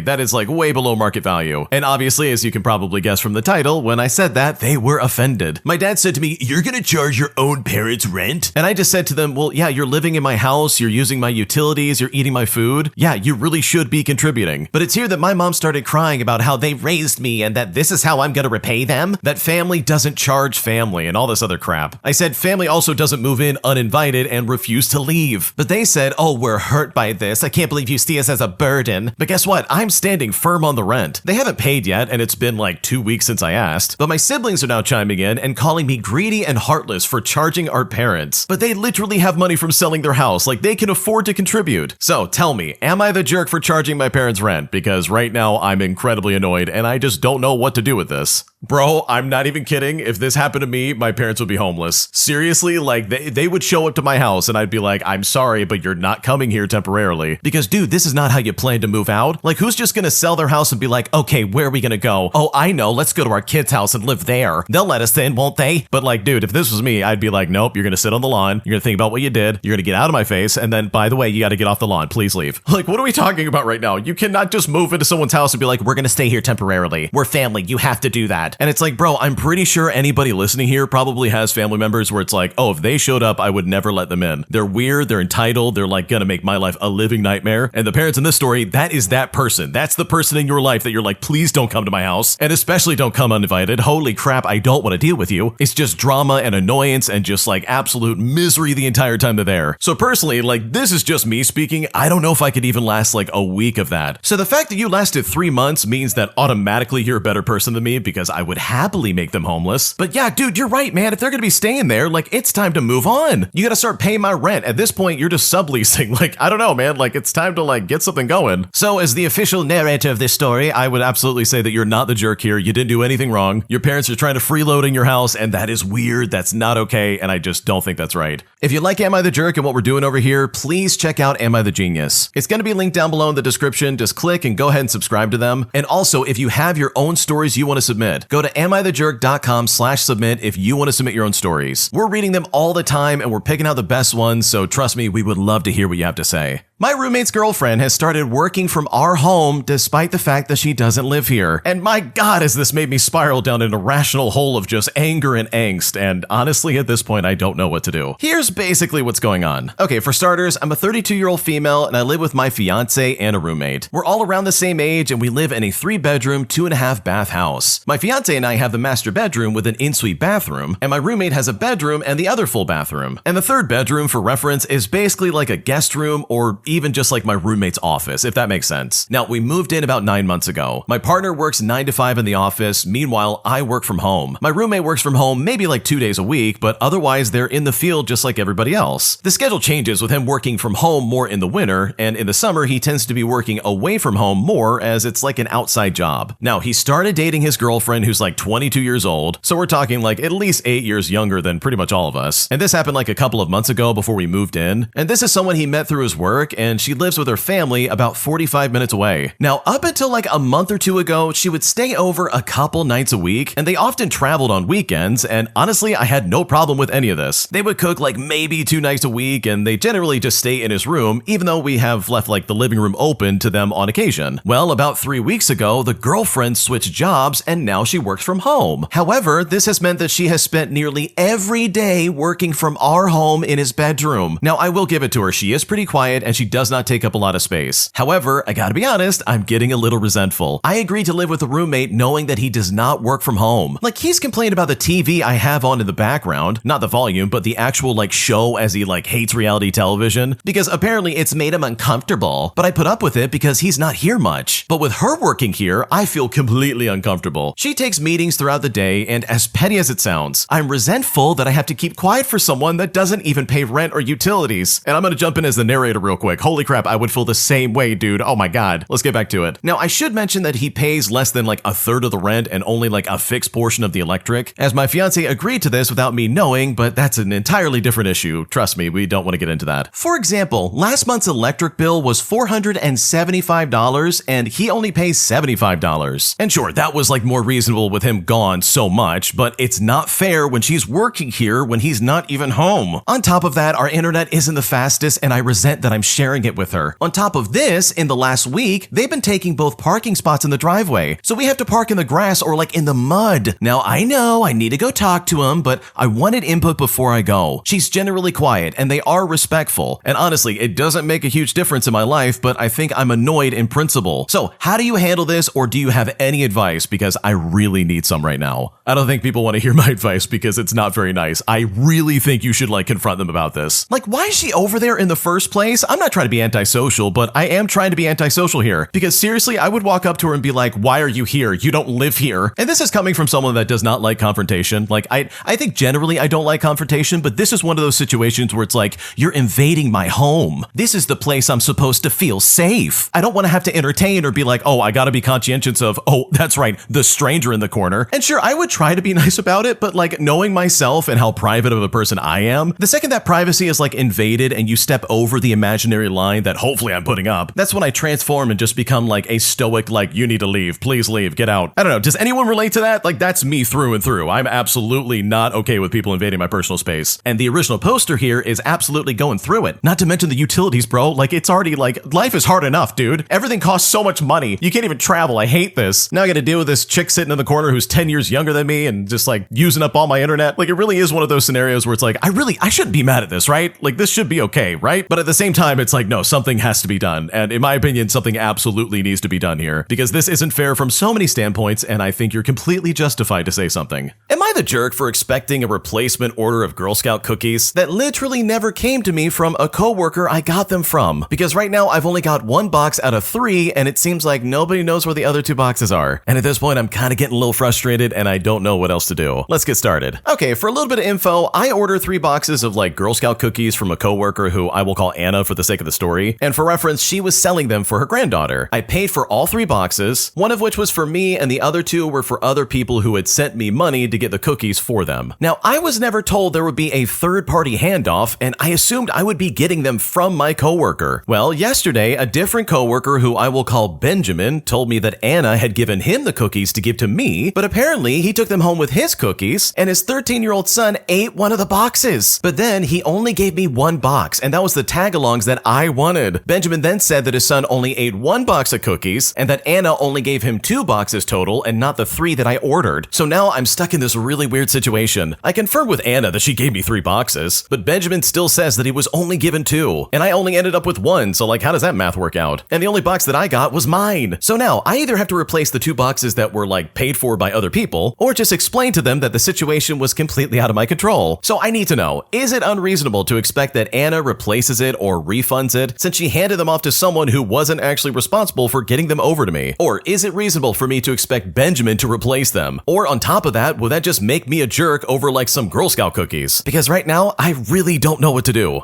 Okay, I don't even know where to start. There's so many things wrong with this. For starters, I don't know. Why is Anna using a distributor? She's literally hired Benjamin to be like, hey, give these cookies out. I don't want to do it myself. But then Benjamin's either lying about how many boxes his stupid kid ate, or he really just did not know what he was doing, and he's like, okay, here's your box of tagalongs, leaving 2 like random boxes of Girl Scout cookies just kind of floating in circulation somewhere. Like, what is happening? This is not that hard, dude. Anna, come to work and give me my cookies, dang it. Like, this isn't Breaking Bad. We're not going through like Los Pollos Hermanos just to get like the product, dude. Just show up to work and give me the cookies. It's not that hard. It's either that or you're running like a scam where you're like reselling it. And the idea of that alone would be like the most entertaining thing on planet Earth. I kind of want to see what a Girl Scout scam cookie ring would look like, because it would probably look as unorganized as this. I don't know. That would be really funny to see. But more to the point, no, you would not be the jerk for being like, hey, where's my cookies? Come on, Anna, give me my cookies. Like for me, I would gently palm Benjamin in the face like a basketball and shove him out of the way and go straight to Anna and be like, dude, where's my cookies? Hey, I need those, please, thank you. Because either Benjamin's hungry hippo of a kid ate the cookies and he's like, I'm sorry, I only got 1 box, and he's lying about the extra box that got eaten, or Benjamin's innocent in this situation and Anna just doesn't know what she's doing. But either way, you deserve to get your cookies, you paid for it, it's yours, and in my opinion, you absolutely should say something. My entitled ex-boyfriend deleted all of my save files from my PlayStation 4 after we broke up, as he literally made me lose hundreds of hours in my video games. And at this point, I'm very upset and I just don't know what to do from here. Here's what happened. Okay, so a few years ago, my ex-boyfriend and I split up, and while I moved out immediately, our shared items were left behind, including the PlayStation 4. He kept trying to get back together, but honestly, I was really tired of constantly taking care of him like a child. The both of us worked, he worked from home, and all he had to do was cover his half of the rent and groceries. Oftentimes, we would go to the store at his insistence to grab some food or some snacks, and when we got to the register, he somehow, and I mean always, had a mysterious bill that ran just as we got to the store. He would make a big deal out of it, and then put me on the spot to pay in front of everyone. And by the way, he did this like maybe 5 times over the course of a month. And then one day, he received a massive order of computer parts for his PC that he was custom building for gaming. Oh, and of course, he needed me to cover rent for the last month. He would also ask me,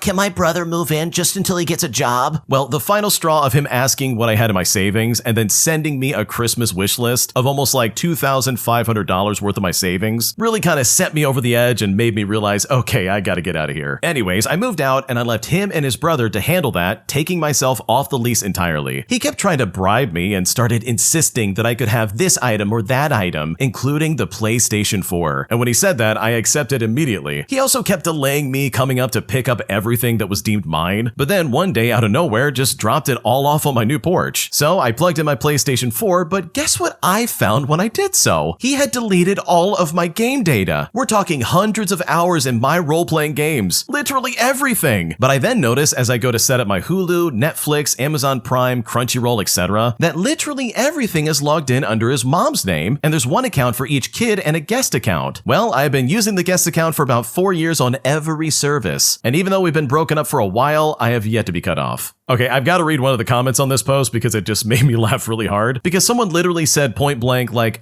what did you see in him again? And that is hilarious to me because, dude, what did you see in him? This guy's a loser. And you've also got it right. Like, this guy was acting like a child, dude. He would have you go and get some groceries and be like, oh man, I don't have any money. All my money went to my water bill. Oopsie doodle. By the way, you need to cover my rent, please. And my brother's moving in. Oops. Make my Christmas dreams come true with this $2,000 wish list. Like, what are we talking about, dude? So good for you for getting out of there, man. And good for you for using those accounts. I love the fact that you're doing that. And it also sucks that he deleted all of your info off of PlayStation. And funny enough, someone actually beat me to it because I guess there is like some cloud backups of your information that you can possibly get. But this happened a while ago and the original poster basically said, well, I've kind of rebuilt from here, but yeah, I'll give it a try. So dude, fingers crossed that you get your information back and you're able to like get your old accounts back and all that good stuff. Because your ex is clearly a man-child and I don't blame you for getting away. My best friend tried to assume that I was hitting on her husband at her wedding, as this woman was determined to misinterpret literally everything I did. And now I'm kind of wondering if this friendship is even worth keeping around. Here's what's going on, and trust me, things are about to get really weird. Okay, so for a bit of context, I recently attended my best friend's 10-day wedding, and what really should have been a happy time has turned into something really confusing and honestly hurtful. We've been close for about 11 years now, and over the last couple of years, I moved to a different state for work. I've changed a bit. I'm more independent now, I'm more vocal, and I'm not as much of a people pleaser as I used to be. During the wedding, I tried to be there for everything and just go with the flow. I understood that it's her big event, so obviously things won't revolve around me, but there were small things that just kept adding up, such as constantly being told to adjust, even basic things like where to sleep. I didn't react much, but if I said anything, even just a little bit, it seemed to be taken the wrong way every time. After the wedding, she confronted me and said that, oh, you've changed. You're too immature and too outspoken now. She even said that I outshined her at her own wedding because people were asking about me, and that part really confused me. For example, she got upset because I complimented her mother-in-law's breakfast. Now, I'm a foodie at heart, and I said it genuinely, but she took it as me trying to make an impression and said it should have been her moment. There were also other comments from like the bride's other friends that were like, why are you always trying to act smart? Do you like someone here? Is that why you're trying to impress people? Which honestly just didn't make any sense. I was just having normal conversations with people from the groom side of the family whenever they spoke to me. But now I'm also hearing that even photos are being taken the wrong way. In one of the pictures, I'm standing with her family and I just so happen to be in the center. But it's like, bro, I didn't put myself there. They called me in to join. And during important moments like welcoming in the groom, I made sure to step aside. Another thing that really threw me off was that she questioned me about being too friendly with her husband. She asked how long I've known him and why I was talking to him like that. For context, I met him a few times before, maybe like 3 or 4 times, and we've even spoken on the phone, so it's not like he's a total stranger. But honestly, I was just being normal and polite. It really felt strange to be questioned like that, as if there was some kind of like intention behind it. Especially because from like what I know, she herself is in touch with her ex even around the wedding time. So the whole thing just felt very confusing and a bit hypocritical to me. It just feels like normal things I did are being overanalyzed and turned into something negative. I understand that it's her wedding and emotions can run high, but I didn't expect things to turn into this. At this point, I feel like something has shifted between us, and I'm not sure if this is something that can be talked through or if it's already too far gone. So help me out here. How do I approach a conversation with her about this without making things worse? And how do I figure out whether this friendship is even worth trying to fix or if I should just step back? What should I do here? Okay, bro, this is not your friend. Oh my gosh, if I had red flags that you could see, I would be running around the backyard being like, dude, not a good friend. This is not a good friend, people. Like, oh my gosh, what is her problem? She literally took anything you did at this wedding and said, oh, now we have problems. It's like that Michael Jordan meme where he's like, and now I took it personally. It's like, dude, I'm just standing here existing. I'm sorry that I'm sharing the same air as you. Like, what do you want from me? Like, if you didn't want me there, then why did you invite me? Like, what are we talking about? I'm just trying to support you at your wedding because I'm your friend. We've known each other for over 10 10 years. Like, what's going on right now? But if you really need evidence that this friendship is just not worth it and you should kick her to the curb and find better friends, it's her implying that you have a thing for her husband on her wedding day. Like, dude, what are you talking about? This is some insecurity to the highest level. Like, if that was me and someone's like, wow, you've got a thing for my wife, I can't believe you were talking to her, I think I would also be like really confused by that, because it's like, dude, I'm here for free snacks and to be like, yeah, you got married. I'm not here to try and steal your wife on, oh, you know, your wedding day. So for her to imply that about her husband is like, whoa, that is weird, lady. Get a grip. Get a grip. It is not that serious. What is happening right now? So to basically answer your question, do I think you should give this best friend of yours another try? Absolutely not, man. I would kick her to the curb and be like, see ya. I'm gonna slow fade and like quiet quit this relationship today. Because the way she treated you and the way she turned all of the other like bridesmaids against you, in my opinion, is really weird and absolutely unacceptable. My neighbors are some of the most drunk people I've ever met in my entire life, as they literally get completely hammered every single weekend in a way that's incredibly obnoxious and very loud. But the scariest part is that this is directly affecting their daughter, who is visibly being put out in a way that is kind of alarming. And at this point, I seriously just don't know how to handle this. Here's what's currently happening. Okay, so I moved into my current apartment about 7 months ago, and the neighbors directly next to me are a couple, and I'm guessing they're in like their late 30s, who have a daughter who looks maybe about 8 or 9 years old. I don't really know their names, and we've exchanged maybe 4 sentences total, but what I do know is that from Friday evening through most of Sunday, they are loudly, consistently drunk. Not aggressive and not violent from what I can tell, just that specific kind of like loud where every conversation's at full volume and nothing that comes out makes complete sense. You know the kind I'm talking about? And this part alone I really could ignore, but what I can't shake is the kid. I see her in the hallway pretty much regularly. She's always alone, often in the same clothes that she's had on the day before, letting herself in and out of the apartment with her own key. And yeah, again, she's 9 years old. In fact, last Saturday at like 8 in the morning, I was heading out and she was sitting on the floor outside their door eating crackers from a sleeve, fully dressed with a backpack next to her. I asked her if she was waiting for someone, and she said her parents were still sleeping and she didn't want to wake them up. But it was a Saturday, so there was no school. She wasn't going anywhere, but instead she was just sitting there because she knew better than to be inside. I then told her, well, you know, you can knock on my door if you ever needed anything. And she just nodded in that way that kids do when they're being polite, but absolutely will not take you up on it. I then went back inside and I left a small bag with some fruit and like a juice box outside my door, which was gone when I came back home. Now, at this point, I don't really know what the right thing to do here is. She's not in danger in any visible, like dramatic way. She's just a kid who has clearly learned to be self-sufficient around people who are not. So seriously, what should I do here? Because I'm kind of at a loss. Oh man, this is really sad, dude. I don't think I ever had a house key at the age of 9 years old. Like, I don't know, if I really think about it, I think I may have had one where it's like, oh, in case you get locked out, here's the key. And I just kind of stuck it in my backpack on like this Velcro thing, and I was like, okay, it's there, but I'll never need it. And guess what? I never needed it because I never grew up in something like this. This sounds very scary for a 9-year-old. Like, think about it for a second. Her parents are drinking all the time, all weekend, constantly. They're loud and obnoxious and clearly not looking after their daughter. Like, that is so sad. And I really feel bad for this kid. Like, I don't know, this might be one of those situations where it wouldn't hurt to reach out to someone to help out, or even just to like investigate the situation. And for me, I live in like an apartment, like condo complex kind of thing. And if I saw some kid sitting on the floor outside their apartment, fully dressed up with a backpack, eating crackers, especially like right in the morning, I would be like, what is going on right now? Where are your parents, small child? What's going on? And if I also had the added information of like, oh yeah, her parents are just a bunch of drunks, then I would also be a little suspicious and be like, okay, I really hope nothing bad's happening here, but it kind of looks like something might be going on. So if I was in your shoes, I would happily risk like offending my neighbors or whatever, just to make sure that kid is taken care of. So like I would report to the necessary authorities that, yeah, there's this kid that I don't think's being looked after for like 3 days out of the week, because this just looks sketchy. You know what I mean? Like this just kind of has that vibe of like, ugh, something's just a little bit off here. And I think you as the adult have a responsibility to say something and make sure something's done about it. My entitled weird neighbors went on my property and installed a public pantry on my lawn, marking one of the most frustrating times in my entire life, as random people would just drive up to my house at all hours of the night to either take stuff out of this pantry or put stuff in there, disturbing me and my kids in the process. So I got some revenge by putting it on their property, and now they're freaking out, crying on Facebook about how I'm a heartless monster and that I hate charity. And at this point, I really just don't know what to do. Welcome back to Am I the Jerk, where we get to find out just how weird and entitled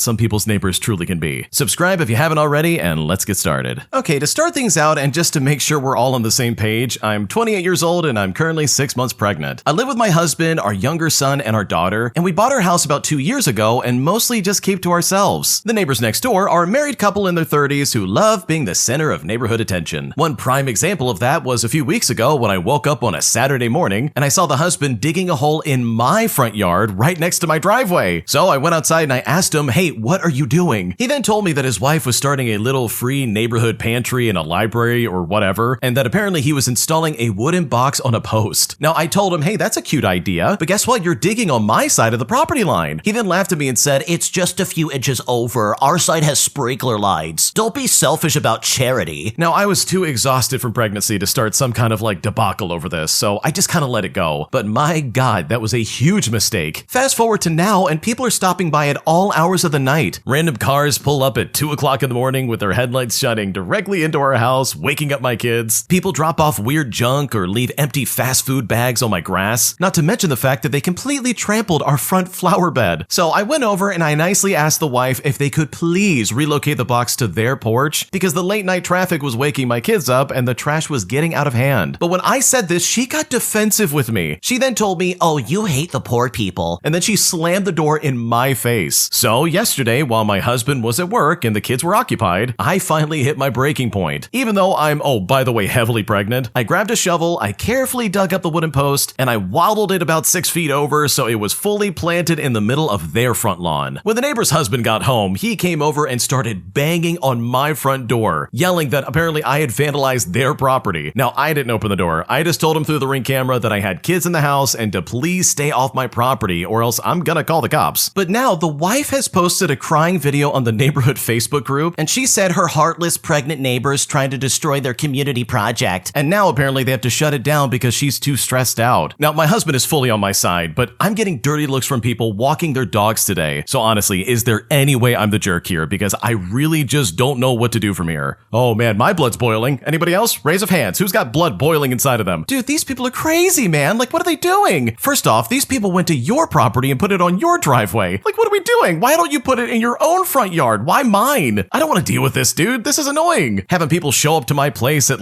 all hours of the night, disturbing my peace, shining their stupid headlights through the window. And that part especially sucks because some of these headlights, these LED headlights, are so bright. It's like a flashbang when you're driving down the highway. So the last thing I need is 2 o'clock in the morning when I'm in my underwear getting something from the fridge and then suddenly kablam! It's the Rapture, or I don't know, some idiots pulled into my driveway dropping off food. Or in this case, literally just empty fast food trash bags. What? So it's according to the neighbor's logic, it must be okay to dig up other people's yards and just install stuff without their permission. If that was the case, I would start installing Halloween decorations every night at 2 in the morning. Just have them wake up to an army of skeletons in their front yard, and it's I'm sorry, but if you're gonna put a pantry in my front yard, then you get to deal with an army of skeletons with an armor class of 13. And yes, by the way, I definitely looked that up in the monster manual sitting right next to me. So more to the point, no, of course you're not the jerk, dude. I would have removed that the second they put it up. In fact, I would even be okay, you can put it up, but I'm not gonna share the money I make off of it. Because yes, manifest destiny or capitalism or whatever, I'm absolutely gonna monetize that. If it's on my property, then congratulations, I'm making money off of it. Meaning that your little food pantry and charity that you put on my property is going to very quickly become a secondary source of income. But yeah, you're not the jerk. I would not worry about this at all. I think these people are crazy, and I'm so sorry you have them as neighbors. If you like Am I the Jerk and what we're doing over here, please check out Am I the Genius. It's going to be linked down below in the description. Just click and go ahead and subscribe to them. And also, if you have your own stories you want to submit, go to amithejerk.com/submit if you want to submit your own stories. We're reading them all the time and we're picking out the best ones, so trust me, we would love to hear what you have to say. Am I the jerk for telling my employee that she can't take a 2-hour lunch break just to go to therapy? Because right now she's saying that I'm discriminating against her, even though I'm literally just trying to run my office as best as I can. Here's what's currently happening because things are getting just a little bit weird. Okay, for a bit of context, I manage a small team, and one of my employees, who I will call Emma, asked if she can take a 2-hour lunch break on Thursdays for therapy appointments. Our standard lunch, by the way, is 30 minutes. So I said to her that she can take an hour max, but she needs to make up the extra 30 minutes minutes by coming in early or staying late. Well, she said her therapist is 30 minutes away, so she needs the full 2 hours. 30 minutes there, 50-minute session, and then 30 minutes back. I then suggested that she find a therapist closer to work or schedule appointments before or after work, but she said this specific therapist is the only one who understands her issues. I then told her, look, I sympathize, but I can't give her special treatment for 2-hour lunches when everybody else is getting 30-minute lunches. She then said it's a medical accommodation and that I'm legally required to provide it. So when she said that, I immediately checked with Human Resources, and guess what? I don't have to give 2-hour lunches. Reasonable accommodation would be like flexible scheduling, but she still needs to work her full hours. Well, Emma is now filing a complaint with the American Disability Association, saying that I'm discriminating against her mental health condition. And she's also gotten other employees involved who think I'm being heartless. One coworker even said, oh, it's just an extra hour a day a week. Why are you being so rigid? But if I let her do it, then everybody's gonna want special exceptions. In fact, another employee already asked if he can have a 2-hour lunch on Fridays for personal reasons, all because Emma's getting one herself. Emma now says that I'm like stigmatizing mental health by not treating therapy appointments as seriously as physical health appointments. But I would say the same thing if someone wanted 2 hours for a physical therapist across town. So am I really in the wrong here? Like, am I the jerk for not wanting my employee to take a 2-hour lunch break? Because right now I don't know what to do. Okay, I actually have some experience here because I've been to therapy and I completely understand where Emma's coming from, but I think the way she's doing it is completely wrong. Like, bro, we live in a day and age where telehealth visits are absolutely possible. So I totally understand where Emma's coming from. Like, trust me, I've had to go to therapy appointments before, like during work, but I've always made sure to accommodate that with my job and not just be like, I need 2 hours off of work. If I really need these appointments, then I'm gonna make that time up at the end of the day or like come in earlier, not just say, oh, let me shave off some time off my schedule because I need these appointments. So I think there is some kind of solution here. Like, I think there are ways to make this work if you really wanted to, but it definitely involves Emma taking the time to like stay later or come in earlier. Because otherwise, just like you said, it's probably going to cause issues with other employees, and I know for a fact I would be very annoyed with that if I was the manager. So no, in my opinion, I do not think you're the jerk, and I think you're doing everything you can to run your team as best as you can. This next story is proof that just because you do a good deed, it doesn't mean that your family's not going to twist this around and use it against you. Because the original poster quite literally got volunteered for something they never wanted to do, all because they did a good deed one time. Here's how they described it, and trust me, things get very frustrating. Okay, so I live about 20 minutes from my mom, and usually I see her like once or twice a month. Back in January, I helped my younger cousin polish up a scholarship essay, all because she was panicking and I'm decent at writing. It took maybe an hour, she submitted it, and that was that. Well, apparently, my mom told people at her choir group that I was great with this stuff, because 2 weeks later, I started getting text messages from numbers I did not know, asking if I could just take a quick look at their kids' essays, personal statements, short answers, and one very cursed resume written entirely in the third person. And yeah, think about that one for a second. Good lord, that's weird. Now, at first, I thought maybe one parent had asked my mom for advice and she passed my number along like once, which was already incredibly annoying, by the way. But then 3 folders showed up at my door in a reusable grocery bag with a sticky note that said, oh, thank you so much. The deadline's Friday. My mom had literally told people to drop things off with me because she said, oh, they work from home and they can fit it in. And sure, yeah, you're right, I do work from home, but that doesn't mean that I spend my afternoons fixing strangers' comma splices while eating yogurt at my desk. When I called her, she sounded genuinely confused about why I was upset. She said, oh, it's just writing, saying that I was making it a bigger deal than it really was. Now, what really made me lose it was last Saturday. I was out running errands and I came home to find my mom on my front steps with another parent and her son doing introductions like this was some kind of free academic service that she had launched. But she had not even asked if I was home. She just brought them over because the essay was almost there, and apparently he needed one final pair of eyes. Well, I walked up and I said no right there, and the mom got all stiff and said that she arranged her afternoon because my mother told her I was available. My mom kept giving me that tight-lipped smile parents do when they want you to stop talking and cooperate in public. But I told her, also in public, that handing out my number and promising my time was rude, and that she needed to stop. She then later called me dramatic and said that I made her look bad over something small. And sure, maybe I did, but I'm still finding random files in my email from people I have never met. So clearly, in my eyes, I don't think she thought this through at all, and she probably didn't expect this to blow up in her face in the way that it did.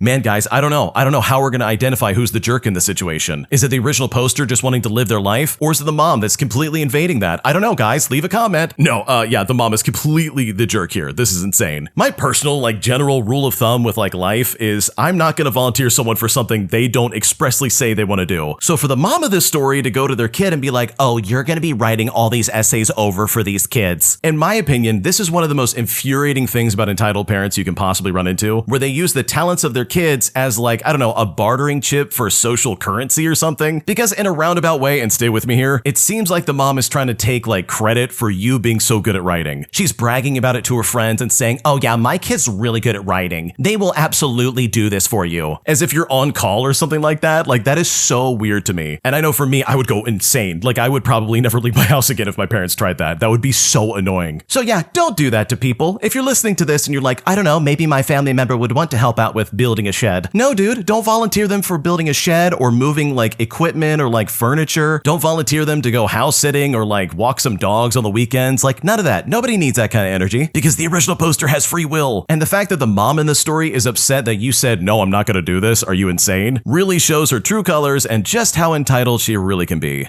My entitled mother has been using my car while also refusing to make the payments on it, which, by the way, we agreed she would do while she's using it. And now, after over 15 months of saying that I'm gonna take my car back and I'm gonna sell it, she's now acting incredibly entitled. And at this point, I don't know if I'm the jerk for taking my car back, and I really just don't know what to do. Here's basically what's going on. Okay, for starters, my mom has basically been using my car since like the middle of 2023. The car she had was on its last legs and pretty dangerous to drive, so I offered to let her use my car, provided that she will make like the payments on it. Meanwhile, I'll still cover the insurance. Now, everything was okay for the first like 3 months, but then she started paying partially. And for example, it would be like $300 out of a $450 payment, and sometimes even going low as $250. Now, I had multiple conversations with her about making the payments as I was not working due to just having a baby, and my husband was the only one bringing in income. And when I said this, she said to me that she would do better. Well, long story short, and I'm sure you're able to guess this one, she didn't do it, and instead just kept making these like partial payments or would just skip them altogether. In January of 2025, I finally called her and I said that I would resume taking over the payments on the car, which is no surprise. I mean, I've been doing that pretty much since she stopped paying for it. But also, I would be taking the car back the following year to sell it and essentially just use that money to pay off my second car, which would allow me to move out of my in-laws' house since I would have less debt. And when I said this, she agreed. And seriously, remember this part because it is absolutely going to be important later on. So I gave her over a year to save and even checked in with her multiple times. Well, a few months before the new year, she asked me for $2,000, which by the way is basically the total amount that she paid towards the car in general. Well, when she asked that, I obviously said no because genuinely, why would you ask that in the first place? But apparently she's now stressed out because she didn't save anything and she was relying solely on her tax return to get herself a new car. My sister has called and told me that I was being unreasonable in selling the car so soon and that apparently I should just give her a few more months to get some money together. But guess what? I refuse because again, she had 15 months to save up. So seriously, I really need to know, am I really the jerk here for wanting my car back? Because my mom is making this incredibly hard for me and I don't know what to do anymore. Okay, I think I'm evil because I don't think I would have this kind of patience. The second she decided, oh, I'm just gonna pay half payments, you're gonna get $250 and that's it. That's the second I would have been like, okay, if this happens again, I'm taking my car back. Because what are we doing here? I'm not trying to be heartless here, dude, but like if we have an agreement, then you need to do your part to like fulfill the agreement. And you see this all the time in family, right? They think just because like, oh yeah, we're family, that means I can kind of screw you over on this deal. And in my opinion, it kind of seems like there's a lot of laziness and entitlement here where it's like, oh yeah, I'll make the car payments, but guess what? I'm now gonna need that money back, so give me my $2,000. It's like, bro, this was not us like pretending to make car payments just for the fun of it. I'm not gonna give that money back. I need to make my car payments and like, I don't know, move on with my life. So my official judgment as the narrator of this story is no, you're not the jerk. Your mom is entitled, she's being very weird, and if she really can't get her ducks in a row in 15 months, especially after you checking in on her all the time, then that is a her problem and definitely not a you problem. My entitled boss gives me more work than I'm literally capable of doing, putting me in a situation where I have to prove to them through some very petty revenge that no, I can't do your job for you because I literally don't have any time. Here's how it all happened. Okay, for a bit of context about me, I worked at a newspaper company from the time I was 19 years old until I was about 21. I started out as a receptionist and later got placed into like a data entry position for the billing of advertisement slots. I was a fast and reliable typist, so it made sense. Not a glamorous first job, but I really enjoyed it. I was pretty much the only data entry person for a significant time period. My coworkers in the main office would enter their own sales into the system, but I would then enter those from our other offices. Now, during this period, the owners of the company were buying up more small town newspapers, and I believe at the time we were up to like about 16 in total. Well, and this is also important, one of the things I did before I moved into data entry was do legal documents. This mostly consisted of changing dates, newspaper name, and supervisor's name. Then I would paste on a cutout of the notice that they require a legal document for and place them on my boss's desk for her to like get signed and notarized. Well, I stopped doing legal documents after I trained the new receptionist, and I don't really remember why exactly, but one day my boss asked me if I could do a few legal documents one week. Now, at this point in time, we had just bought like 4 new newspapers, and I was way too busy trying to keep up with deadlines to do those legal documents. So I just told her I didn't have the time to do them, and she just laughed at me and told me I'd figure it out. Now, keep in mind that I'm 20 years old. I'm the youngest person in the office by at least a decade. I'm overworked from being the sole person in charge of multiple newspaper advertisements and a frequent scapegoat for any mistakes made in the data, which like 9 times out of 10, the mistakes were made by my boss themselves. Like, you can literally see this by checking who last opened and submitted an ad. They just never bothered verifying beforehand who made the mistake. I pointed this out countless times and they would just sheepishly walk away, which all led me to decide to be a little bit petty. So I went to my office and I entered the data. Every newspaper had a different deadline which I would have to meet, so they could compare the preprints to the data for the following week. But those legals weren't due until Friday. So for 3 days, I struggled to keep up with the sheer bulk of all the data I had to enter, and I barely even glanced at those legal documents. Well, Friday was a slower day in the afternoon, but the notary typically left at around noon. So by the time I got the legals done, she was gone. And this is where my boss, who by the way had completely forgotten about all the legals, actually blew up on me and demanded to know why I didn't have them earlier and that they had to go out today. Meanwhile, I'm literally still sitting there with a giant stack of data that I had to enter by Monday at noon. I then just simply looked at her in the eye and I said, I told you I didn't have time to do them. Well, apparently I glared so hard that she immediately backed down, which honestly I was and still am super proud about that. She ended up having to drive to the notary's house and get her to sign them and then drive back to the office just to fax them. And no, the notary did not live in town, so that made the entire thing just a little bit sweeter. Okay, I've been here before. Maybe some of you can relate to this, where you have a boss who literally just doesn't understand where you're coming from. They see you doing all this work and they're like, oh, let me add some more work on top of your work. That's fine, right? You could do it. You're a champ. You're a team player. Meanwhile, you are literally up to your eyeballs in paperwork and it's like, dude, I can't do more. Unless you want to take my DNA and clone me and make a copy of myself to do more work, this is just not going to get done. And my God, have I been in that situation before where it's like, okay, I absolutely have no time for anything else. I'm up a creek with no boat, no paddle, and I'm plummeting towards the waterfall, bro. What do you want from me? So honestly, I love this kind of petty revenge. I think the fact that you just didn't do it because you had no time was hilarious in my opinion. And this clearly was like the best way to get it through to your boss that you're not just a workhorse and that you literally don't have time to do everything in the office. Today, I'm kind of convinced that I might get fired after only working 3 shifts at this new restaurant job. And I'm honestly scratching my head because I have no idea if I did something wrong, and at this point, I don't know what to do to try and make it right. Here's what's going on. Okay, so I just started working as a server at a Chinese restaurant recently, and I just had my 3rd shift. This is also my first time having a job. It's also a private small business, so I never got any training modules or anything. On my first day, I went in and was immediately serving water. I even started taking orders on my first day. I was then told to go home at a random time because it was so slow. But my manager on my first day told me that I'm good for not having any experience. On my 2nd day though, I made a mistake with an order. But another coworker said I'm good even though I've never worked as a server before. But in my defense, even the person training me made a mistake with the order because it was just so insanely busy. I then had my 3rd shift yesterday. I didn't make a mistake, but because the menus used Chinese terms, I had trouble explaining the menu to customers. And I even asked my coworker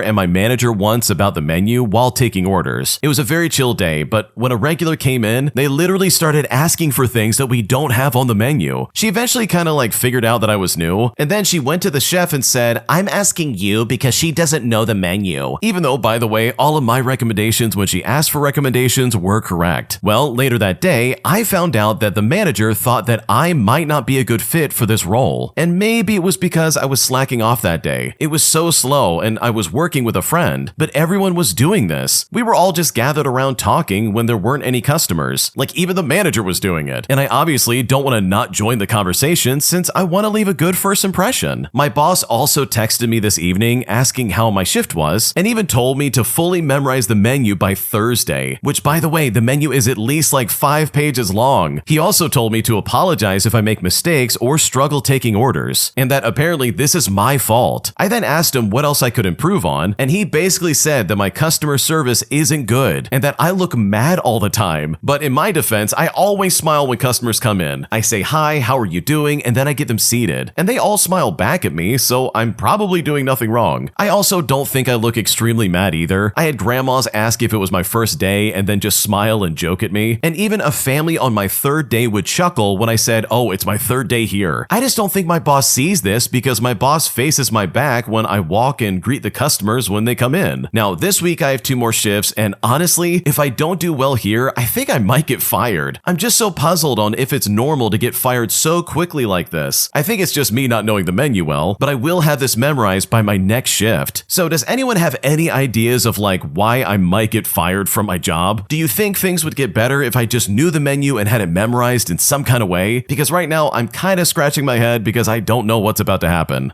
Okay, I gotta be completely honest with the original poster, but dude, you are definitely under a microscope when you first start a job. Literally everybody's watching you. Even the coworker that you don't think reports to the boss probably is also reporting back to the boss. And I only say that because at one point in my life, I was one of those coworkers. So yes, I do admit it. I have a past of being a snitch. I apologize for my crimes, and please forgive me. But seriously, like, everybody's watching you. Everybody's trying to figure out, is this person a good fit? Are they gonna be cool to hang out with and work with? Or are they gonna slack off like we're currently doing? Which, by the way, dude, don't do that again. Don't slack off, like clean or do something. Slacking off and sitting and talking with coworkers, like at least for the first little while, that's pretty much going to be reserved for people who have been there for a while. And honestly, that doesn't include you for now. I would give it a few months, like 6 months at the minimum before you can even begin to do something like that. Because right now you just want to prove yourself and prove that you can still like do your job well and that you're a good fit for this restaurant as a whole. So honestly, I hope you don't get fired. Like, I don't know, you probably won't if you do a good job this next few shifts.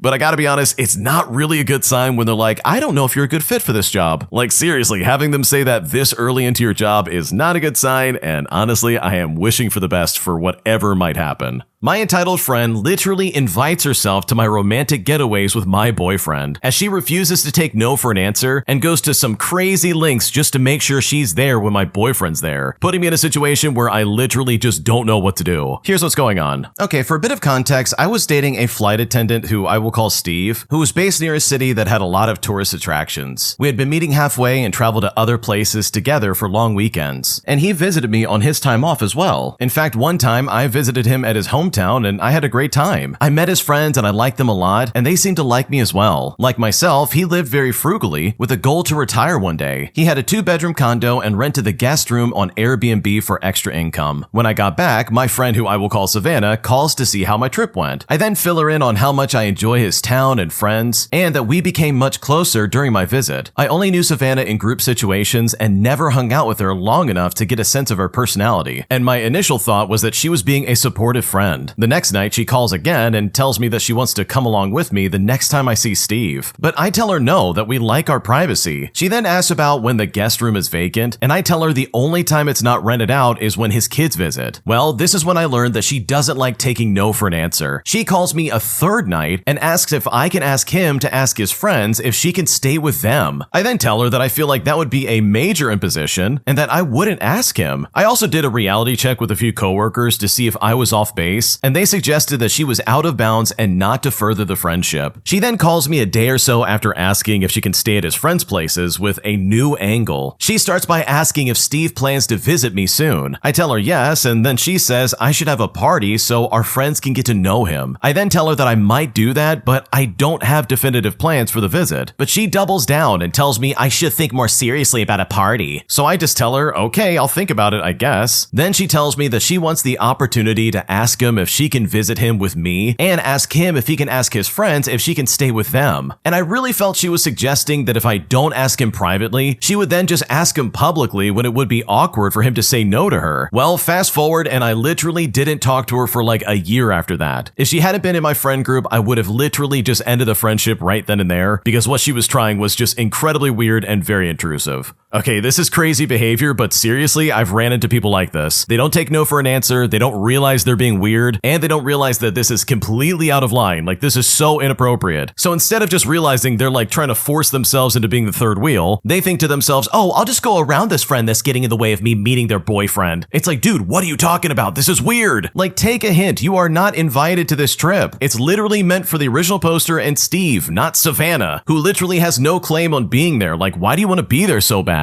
It's also really disturbing because I could absolutely see her renting out that Airbnb room and being like, okay, I'm here for the party. And it's like, what are we doing? Like, get out of here, man. So yeah, I don't blame you for ending that friendship. I would probably also do the same thing, especially when it really seems like she's trying to get in the way of your relationship. Like, that's obnoxious and I absolutely hate that. If you like Am I the Jerk, you're probably going to love Am I the Genius. Check it out, link down below in the description. Also, go to amithejerk.com/submit if you would like to submit your own stories. My entitled coworker came up to me and demanded that I fix her report for her, as she said I'm the one in the office who always does this kind of thing, while also refusing to fix anything herself, putting me in a situation where I got very uncomfortable, especially when it all fell apart. Here's what happened. Okay, for starters, I'm known at work for being detail-oriented. If something's off, I usually catch it. Now, a coworker recently made a mistake in a report that was going to be sent to a client. She then came to me and said, can you fix it like you usually do? But when she said this, that really caught me off guard. I asked her what she meant by that, and she said that she tells people I'm the one who cleans things up before final submissions. Now, I gotta be honest, I did not love that, but I still looked at the report anyways. And let me tell you guys, it wasn't a quick fix. It would take at least an hour to redo it properly. I then told her that she should correct it herself since she's the one who created it. She then got stressed out and said she didn't have the time to do that, while also saying that I'm better at it, so I should be the one to do it. But you know what? I looked at her and I said no. Fast forward and the report went out with a lot of errors. And now management is asking questions, and she told them that she assumed I would review it because I usually do that. And so now, as a result of my coworker's mistakes, it looks like I'm the one who dropped the ball. So am I the jerk for not covering up for my coworker? Because right now I'm honestly kind of pissed off about this. No, you're not the jerk. I hate coworkers who do this because, dude, I have no reason to cover for you. Seriously, this is your thing, not mine. I think I would be flattered at first if someone's like, oh yeah, you're the one that cleans things up. You absolutely have it all together. But honestly, that's as far as that compliment goes. I'm not now gonna do your work just because you can't do it right. Like, that's crazy, and that absolutely is not okay. Because here's the other thing. It seems like the coworker was trying to like share the blame if anything was wrong, where she's like, okay, now I have someone in it with me where if we fail, then we fail together. And it's like, dude, I'm not jumping on this sinking ship. What are we doing right now? That's weird. So no, you're not the jerk for not covering her. If I was in your shoes, I would go to management. I would tell them all that happened. I would say, look, I'm not covering this and I'm not going to fix this for her. And hopefully that should be enough to convince them, because this is weird behavior in my opinion, and you should not be forced to fix any of this. My parents are demanding that I give them my bank password and my login information so that they can monitor my salary with my new job, as they claim they're just trying to protect me from overspending. But after I told them no, they're not going to do that, they literally called me insulting, with my extended family even calling me arrogant, saying that I've lost my roots. And right now I seriously just don't know what to do. Here's what's happening. Okay, I'm a 2024 graduate from a Southeast Asian country, and I recently landed a high-paying remote role as a virtual assistant for a US-based company. Now, because I live in a country with a lower cost of living, my salary is technically wealthy by local standards. But last night, my parents sat me down and demanded my banking login and password. Now, their reasoning was that they wanted to protect me from overspending, and they believe they should be the ones to set aside my savings for me. They also mentioned that since I still live in their house, I should not have any secrets regarding my finances. Well, when they asked this, I straight up told them no. I offered to pay a fixed, generous amount for rent, utilities, and groceries, but they called it insulting. They said I'm treating them like landlords instead of parents. And now even my extended family is calling me arrogant and saying I've lost my roots because I want financial privacy. In my mind, I'm an adult with a professional career, but in their mind, I'm an extension of the family communal fund. So am I overreacting for standing my ground? Is it some kind of like American mindset to think my money is mine? Or is this a universal boundary that I should never cross? Because right now I don't know what to do. Okay, this is kind of weird for me because I know for me personally, I would not want anyone knowing my finances finances, and I would be very uncomfortable with anyone trying to like look over it and supposedly protect me. Like, first off, they're not trying to protect you, they're trying to get information about you, and that in and of itself is super sketchy because that leads to other problems. Like, from my perspective as an American, I'm like, dude, why do you need to monitor my spending? They're trying to act like you're going to overspend as an excuse to like look over your money. But a hypothetical situation is not justification for anyone invading your privacy. And also, I gotta say, there's probably some cultural differences here that obviously I'm not privy to, but from my perspective, I think you did the right thing by turning them down. Am I the jerk for recording my boss humiliating me in a meeting and then sending it to human resources without telling anybody first? Because right now I'm worried that I handled this badly, and at this point I don't know what to do. Here's what happened. Okay, so I debated posting this for weeks, but I decided to just go ahead and do it. So here goes nothing. For starters, I'm a quiet person. I do my work, I keep my head down, and I don't cause any problems. For 2 years, I watched my boss, who I will call Matt, single people out in our team meetings with cutting remarks, public corrections for things that could have been a private email, and it was honestly the kind of management style that makes you rehearse excuses to call in sick. But after 2 years of working there, it finally happened to me. Last month in a full team meeting of about 15 people, he spent 8 minutes of that time picking apart a report that I had submitted. Not the work itself, but me, my attention to detail, my commitment, whether I was really cut out for this kind of role. Literally all of this in front of everybody. Now, I didn't say anything, I just sat there and took it, but what he didn't know was that I had started quietly recording meetings 6 weeks earlier on my phone. Nothing dramatic, just protecting myself after watching what he did to others. I then went home that night and I clipped the audio and I sent it to Human Resources with a formal written complaint. I didn't give this guy a warning, I didn't confront him, and I didn't even say, hey, let's talk about this. Well, Human Resources opened an investigation the next morning. Matt has been on administrative leave for 2 weeks, and the office knows something happened, but not exactly what. 3 separate coworkers who've been there longer than me separately said they'd wish that they'd done the same thing years ago. Eventually, Matt's manager called me personally to apologize. My wife says I should have confronted him directly first, and maybe she's right. So I really need to know, am I the jerk here for the way I handled this? Because right now I don't know what to do.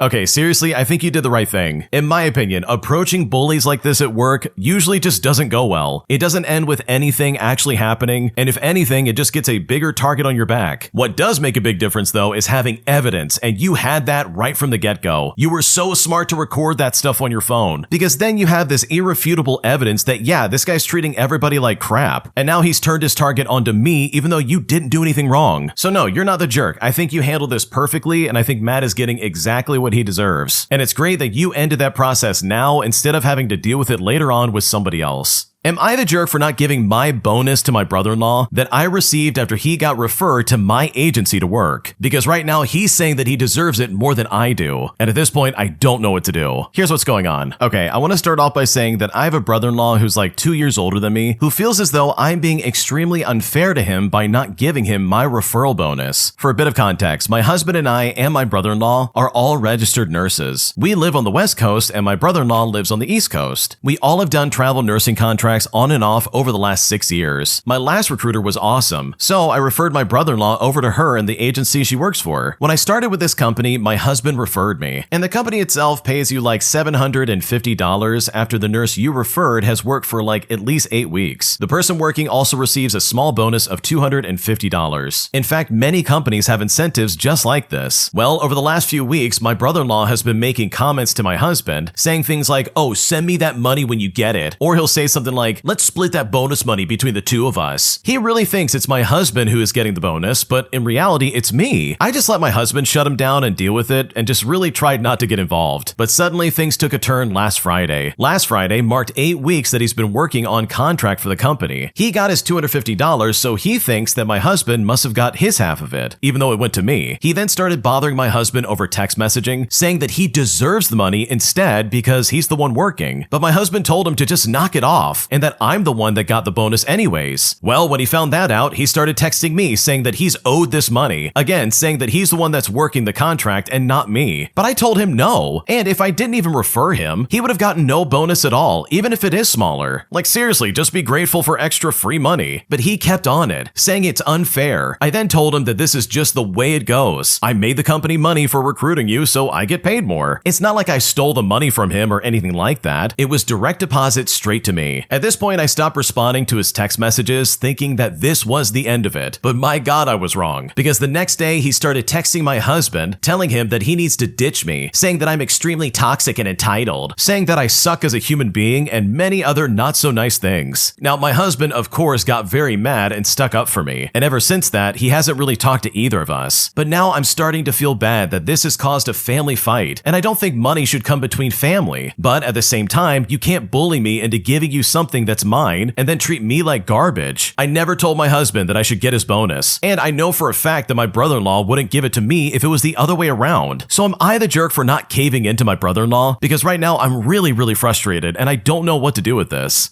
Okay, your brother-in-law is a massive jerk here, not you. Seriously, like, what is his problem? Him trying to be like, oh, I deserve that money more than you do. It's like, no, you don't. You're not getting any of this. Why would you even pretend that's the case? If I was in your shoes, I would be half tempted to go to the agency and be like, hey, can you put a stop to this? Because this is crazy. Because seriously, what is he doing trying to act like, oh yeah, you need to ditch this lady. She's bad. She's really toxic. All because you won't hand over money that literally is not his? Like, dude, are you that hard up for cash that you're just like, oh man, I need it right now. I need it more than you do. Like, this guy's ridiculous. So no, you're not the jerk here. You didn't do anything wrong. Your brother-in-law's acting like a moron, and in my opinion, he deserves to get shut down. An entitled customer demands that I reserve a phone for him at our store, despite the fact that we don't do reservations. But for this instance, I decided to bend the rules just a little bit to help him out, resulting in this guy not even showing up on time and eventually getting pissed off when I sold the phone to somebody else. Here's how it happened. Okay, so this happened a few months ago. I'm the manager of a medium-sized phone store for various brands. And for the 2 days of this story, I'm working up front since we were understaffed. A man called in, who I will call Ken, asking if we had a certain phone model, and I told him yes. But I said there's only one left in stock. Ken then requested for us to reserve it for him and that he'll pick it up later and pay for it. But I just straight up told him we don't do reservations on items. Plus, everything we sell is first come, first serve. I then suggested that he can use a delivery service application or access our e-commerce site just so he can pay for it online and have it set to be picked up in person with no delivery fee. But when I said this, he refused to do so, since according to him, it was too much of a hassle to do it. He then demanded that we reserve it for him since he will be coming to the store in about an hour. Well, since he kept insisting for a reservation, I just said to him, okay, we can hold it, but only for an hour. And if he's not at the store in an hour, then the phone is up for grabs to all who come in. He agreed to this, and then we ended our call. Well, cut to 2 hours later, and Ken was nowhere to be found. So I sold the phone to a customer who actually wanted it. The next day, Ken showed up and said he phoned in yesterday and wanted to buy the reserve phone. I then proceeded to tell him that I sold the phone since he was a no-show and agreed it will only be held for an hour. He then got angry, saying that I sold his phone that we had specifically reserved for him. But I told him I literally waited for 2 hours before putting it up for grabs. He then got pissed off and tried to say, oh, you didn't say it'd be held for only an hour. And if I did, he did not agree to it. But I firmly said that I mentioned it in our call and you agreed to it. And now he's angry at me because the phone was supposed to be his birthday gift to his son, and now he's got nothing to give for his birthday. I suggested another brand and model, but he said his son wanted that specific one. Well, after rejecting my other offers, he finally asked to speak to a manager. And it's here that I said, well, look, I am the manager of the store. I'm working up front for now because we're understaffed. And at this point, Ken just doesn't know where to vent his anger. He then says, I will never buy from you guys ever again if you treat customers this way. And then he stormed out, which honestly was not that big of a loss because this guy was not a regular, and honestly, I don't miss him.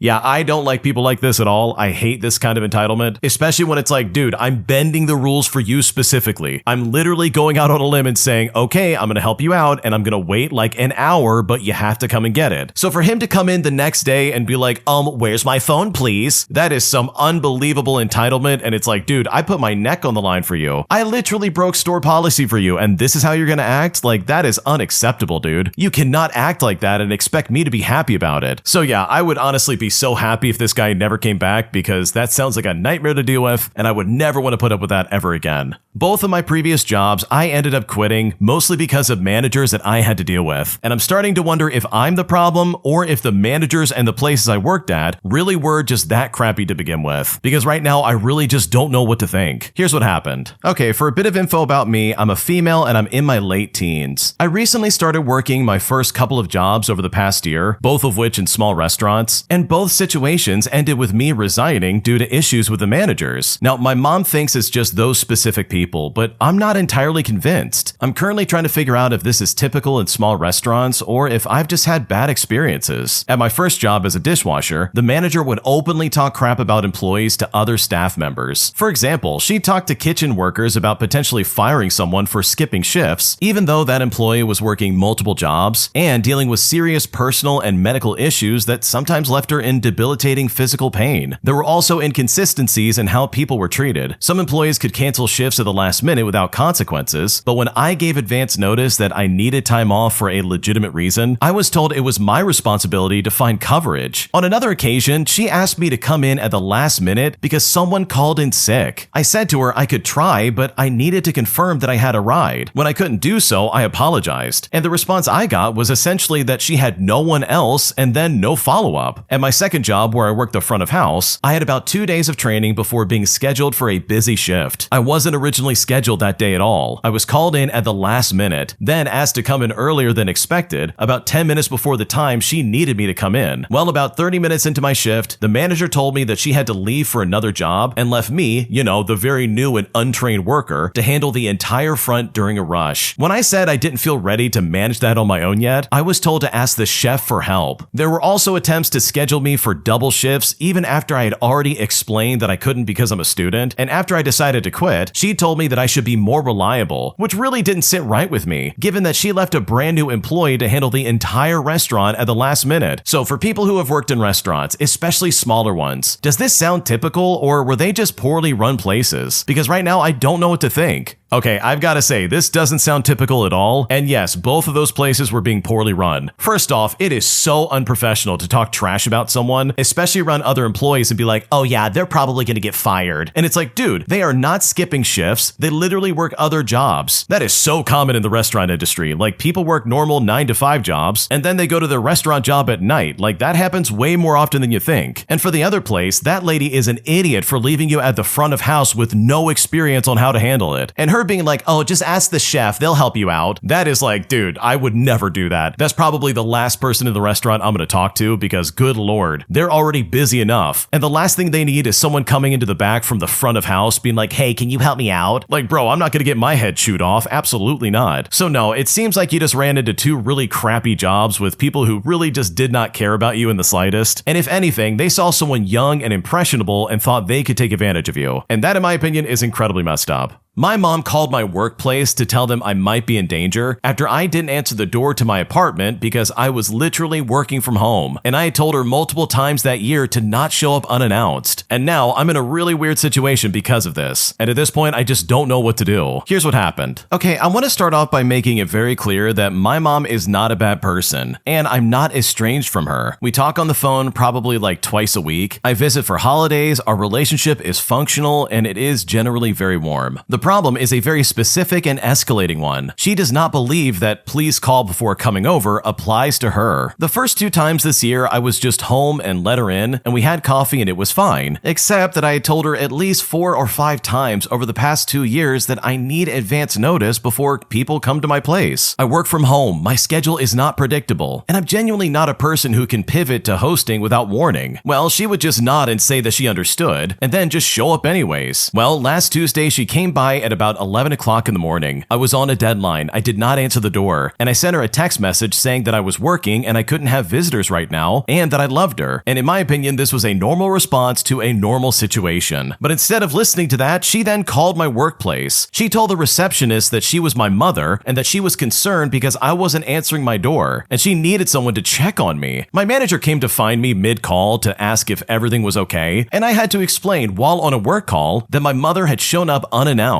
and I was completely fine. The look on his face was something I will think about for a while. When I called her back, she said that she thought something might have happened to me, but I had texted her 11 minutes before she called my office. So it really puts me in a spot where I just don't know what to do anymore because this is wildly inappropriate. Oh man, that would be the straw that broke my back. I don't know about anyone else, but holy crap, I'm literally working and you call my workplace to say I'm in danger, all because I'm not answering the door? Like, dude, that's so annoying. And honestly, I'm right there with the original poster. I hate people dropping by out of nowhere. That's intrusive, it's weird, and I don't like it. So yeah, your mom's a jerk for doing that, and I think it's absolutely time to have a serious talk about that, because she affected your work, and that is completely unacceptable and not okay. My psycho boyfriend literally set me up to see if I would cheat on him with his cousin, but after I caught him in the hallway listening to the entire exchange, I stormed out of his house and I left, as I was furious that he would do that kind of thing to me in the first place. And now I'm not really sure if I overreacted and I just don't know what to do. Here's what's going on. Okay, so I've been dating my boyfriend for about a year, and honestly, I thought everything was really normal. Well, last weekend he invited me to a small family hangout at his place. This was nothing crazy, just some food, some music, and a few drinks. He then mentioned that his cousin would be there too, but I'd never really met him before. But when I got there, his cousin was weirdly attentive. Not creepy, just very intentional, complimenting me, offering me to refill my drink, sitting next to me every chance he got. And at first I thought, okay, maybe he's just friendly. But then my boyfriend started disappearing, like fully vanishing into other rooms for long stretches of time. At one point, it was just me and the cousin in the living room. He then turns to me and goes, okay, so do you always go for guys like him? And my God, I tried to laugh it off, but he just kept pushing. He was saying things like, you could do better, you know. Not everything's exactly as it seems. I mean, some men like to share. At that point, I was super uncomfortable. I texted my boyfriend asking where he was, but I got no reply. Then the cousin just straight up says, if you wanted to do something, you wouldn't tell him, right? I then immediately got up and I went to find my boyfriend. And guess where he was? He was in the hallway on his phone right outside the door. I asked him what was going on, and he just smiled and said, relax, I just wanted to see how you'd handle yourself. And when he said that, it hit me like a ton of bricks. Handle myself? I told him that was insane and I left immediately. And now he's texting me saying I passed and that I'm wife material and that I'm overreacting because nothing actually happened. But seriously, I feel set up and tested and low-key disrespected. Like, why am I being put in some loyalty experiment I didn't sign up for? So seriously, am I overreacting, or is this actually as messed up as it feels? Because right now I feel very violated and I seriously just don't know what to do. Okay, in my opinion, this is really weird. Loyalty tests or any kind of like, oh, I need to test my relationship, that just screams insecurity, and it kind of like proves to me that no, you don't actually like your girlfriend. And it's like, bro, what are we doing right now? This is so weird. I just can't imagine putting someone in that situation and like literally having their creepy cousin be all over them, being like, oh, you wouldn't mind, like some people just share. Come on, let's do something if you want. It's like, dude, I don't know what kind of test I've signed up for, but I almost don't want to pass. I don't want to be with someone like this. Like, this is weird. So yeah, in my opinion, I think your boyfriend is creepy and you can find someone way better than this, because him needing to test you and try to like figure out if you're loyal or not is just some kind of like humiliation ritual that you absolutely do not have to deal with. If you like Am I the Jerk, you're probably going to love Am I the Genius. Check it out, link down below in the description. Also, go to amithejerk.com/submit if you would like to submit your own stories. Am I the jerk for reminding my roommate of the quiet hours she established as roommates after I found her and her boyfriend literally making so much noise in the kitchen at like 2 o'clock in the morning? Because after this confrontation, she got really pissed off and very defensive with me. And now I'm really not sure what to do. Here's what's going on. I'm a 26-year-old female and I've lived with my roommate, who I will call Patricia, for about 8 months. And about 6 weeks ago, she came to me and said that she had started a new job with early mornings and asked if we could agree on quiet hours after 10 o'clock p.m. No loud music, no calls on speaker, that kind of thing. I thought it was completely reasonable and I agreed immediately, and I've been genuinely very careful about it. I use headphones after 9:30 just to be safe. I take calls in my room with the door closed. I even stopped having friends over on the weekends. Well, last Saturday, I woke up at like 2 o'clock in the morning to my roommate and her boyfriend laughing loudly in the kitchen and watching something on his laptop without headphones on. I waited about 20 minutes thinking they would quiet down, but they simply didn't. I then came out and I reminded her about the 10 o'clock rule, and she said to me, it's the weekend, I don't have work tomorrow. But I said that was never part of the agreement. We said 10 o'clock is the quiet hours and we didn't even mention weekends being exceptions. She then got defensive and said I was being rigid and that obviously the rule was about her work schedule and not about controlling her weekend. So I told her that if the rule only applies when it's convenient for her, then it doesn't really apply to me either. Now, she's been pretty cold with me ever since then, and even told our mutual friend that I ambushed her at 2 o'clock in the morning over nothing. I feel like I was being fair, but now I'm kind of second guessing myself. So am I the jerk here? Because I really don't know what to do. Okay, your roommate is so entitled. This is so stupid. If you're making noise at 2 o'clock in the morning, be prepared for me to be pissed off. Like, I don't care who you are. Especially if I've gone out of my way to accommodate your schedule. Like, if you're waking me up on the weekends at 2 in the morning to you and your stupid boyfriend, then yeah, I'm gonna be pissed off and be like, yeah, you better figure your stuff out. This is not acceptable. So no, you're not the jerk. This seems like your roommate's like, you need to be quiet, but I don't have to be quiet. And that is super unfair and absolutely something I would completely ignore moving forward. My idiotic mother keeps calling for wellness checks on me anytime she thinks I might be having a depressive episode. And things even got so bad that the cops ended up showing up to my house like 3 different times, putting me in situations that were terrifying and incredibly annoying. And now I really just don't know what to do moving forward. Here's what happened. Okay, I want to start off by saying that I've always suffered from depression. I was first diagnosed when I was about 10 years old. About 12 years ago, when I was around 25, I went through a somewhat nasty breakup. I was feeling pretty rotten, so I called my mother just to vent. Well, she didn't answer, so I left a voicemail saying, hey, can we talk? And then I went to sleep. About 3 hours later, at 3 o'clock in the morning, I'm in my bed sleeping. I then hear a bunch of banging on my apartment door. I'm not expecting anyone, and I assume it's for my roommate, so I ignore it and I go right back to sleep. Then, like 20 minutes later, someone opens the front door and starts shouting. They say, hey, come on out and make yourself known. Come out with your hands up. I repeat, come out with your hands up. Now, I'm just like, what in the world is going on? I start putting on clothing, and while I'm still half naked, a bunch of sheriff deputies barge into my room with their weapons pointed at me and start shouting at me to put my hands up. I'm legit freaking out. I have no clue what's going on. They tell me to finish getting dressed and I do. Then they demand I hand them my phone unlocked and I do so. They then start going through my phone, but I guess they don't find anything that they're looking for. Then they demand to see my medication. I had a couple of bottles of antidepressants, anti-anxiety, some stomach medication, and a bottle of over-the-counter sleep aid. All of my prescriptions were in various states of fullness, but the sleep aid was almost empty. Mind you, I still have no clue what is going on. So they see the nearly empty bottle and then radio for emergency services. So they just assume that I downed the entire bottle without even asking me first. Well, EMS arrived and they started asking me questions, asking about my medications, asking why the bottle was almost empty. It was only after EMS arrived that I started to find out what was going on. I mean, the deputies refused to tell me anything, and the EMS actually acknowledged my existence and answered my questions. They checked me out and concluded that I was fine. And it's here that I was informed that my mother called 911 and told them that I was in the process of hurting myself, if you know what I mean. She freaking did this all because I left a voicemail saying that I wanted to talk. She didn't bother calling me back. She didn't text me asking what was up. Literally nothing. After all of this cleared up and everybody left, I called my mother again asking her what she was doing. But all she had to say was that she was worried. I told her if she was so worried, she should have called me back to talk to me. I also told her to never do this ever again. But guess what? She did it again 2 more times. Once because she texted me at 5 o'clock in the morning and I didn't reply right away, and the other time I can't even remember the reason. After 3 wellness checks with the cops coming to me with their weapons drawn and thoroughly searching and concluding that there's absolutely nothing wrong with me, they started refusing her future requests. And yeah, after 3 checks, she still continued to attempt more, but fortunately they all got denied. Oh man, that is like a fast track for me to never talk to you ever again. Holy crap. She seriously sat there and said, oh, instead of talking to you, let's just call the police. Let's do a wellness check. Let's make this really bad. Because dude, this is such an overreaction. This is not fair for the original poster. And I guarantee you this is also not what they wanted. They didn't want some big show and tell with the cops getting involved. They probably just wanted someone to talk to that first time. And as someone with depression myself, this is literally the worst way to handle it. Just jumping to some weird conclusion and saying, okay, I gotta call the police for a wellness check. It's like, no, dude, maybe call me back and talk to me. Don't just assume that I've done the worst. Like, dude, at least like reach out to me. And seriously, like if someone's reaching out and you know they have mental health issues, the least you can do is hear them out, especially because they probably reached out to you first because they feel they trust you. And that's a huge honor. Like, you really should not waste that. So I know if I was in this situation and my mom did this 3 times, bro, I don't think I could ever come back from that. I would never trust them with anything like that ever again. I would request that they stop contacting me, and I would set up a different safety plan with someone else for me to reach out to, because holy crap, this was unacceptable and very inappropriate. Am I the jerk for leaving my friend's dinner party early after it became abundantly clear that she had set me up with a guy I had no idea about, as this dinner party very quickly became a date that I didn't want to be a part of? Because right now I'm still very upset about this and I just don't know what to do about it. Here's what's happening. Okay, for a bit of context, I have this friend who I will call Claire, who I've known for about 6 years at this point. A few weeks ago, she invited me to a small dinner at her place with just a few close friends. And you know what? I said yes. I like Claire's dinners, she's a good cook, and the people she usually invites are fun to be around. I showed up in a pretty casual outfit, jeans and a nice top, not dressed for anything in particular. When I arrived though, there were 4 people there including me. The other 2 guests were Claire's co-worker and a man I've never met who I will call Daniel for the sake of the story. Within about 10 minutes, it became very obvious that Claire had told Daniel about me in advance and framed the whole evening as some kind of setup. In fact, he was asking me very date-like questions. Claire also kept making comments like, "I told you she was funny," and at one point she literally winked at me from across the table. But I had not been told about any of this beforehand. I felt completely ambushed and honestly embarrassed, not because of Daniel, who seemed like a perfectly fine person, but because I had been maneuvered into a situation without my consent, and I had no time to mentally prepare or even decide if I wanted to participate. I stayed for about an hour. I then said I had an early morning, and then I left. Well, Claire called me the next day and said that I had been rude to Daniel, and I made the evening awkward by leaving. I told her I wish she had asked me first, but she said she knew that I would have said no and that she was just trying to help out. So am I the jerk for leaving this situation? Because honestly, right now, I'm still pretty pissed off. No, you're not the jerk. I would have done the same thing. I can't stand it when people set me up like this. If you have someone that you're like, yeah, you would really like this girl, you should check her out, then please let me know ahead of time so I can prepare. Don't catch me with my guard down like that. That's so messed up in my opinion. And sure, some people might thrive in those situations, but I'm like the original poster. I would much rather know ahead of time instead of just being surprised like that. Like that really sucks and it's very rude. So no, you're not the jerk. I would have done the exact same thing. Today, I wanted to confess that I have been slowly ruining my ex-boyfriend's gaming rank for almost 6 months now, and he's now convinced that he somehow just has some really bad luck or he's somehow burning out, despite the fact that it's been me the entire time. Here's how I did it. Okay, for a bit of context, we broke up about half a year ago, and it was messy. He was the kind of guy who spent more time on his rank in this specific competitive shooter than he ever did on our relationship. We literally missed my sister's birthday because he had placement matches that he couldn't leave. When I moved out, I realized that he never changed his password on the shared tablet we use for Netflix, which was also linked to his main gaming account for some reason. Every couple of nights when I was bored or feeling particularly petty, I logged in for about 10 minutes while I know that he was at work or asleep. I didn't do anything huge that would get the account banned because that would end the fun too quickly. Instead, I just dismantle a few of his rarest crafting materials or sell off his mid-tier skins for basically nothing. In fact, last week I went in and slightly tweaked his sensitivity settings and keybinds by just a tiny fraction. It's just enough to make his muscle memory fail, but not enough for him to realize that someone messed with the hardware. I then saw him posting on a forum recently complaining that he feels like he's losing his mind because he keeps dropping rank and his aim feels off. He thinks it's just burnout or some kind of like weird bug in the game. It is the most pathetic thing, but seeing him stress over those digital points gives me more closure than any therapy ever could. I know I should just log out and move on with my life, right? But honestly, I enjoy being the invisible ghost that ruins his only personality trait.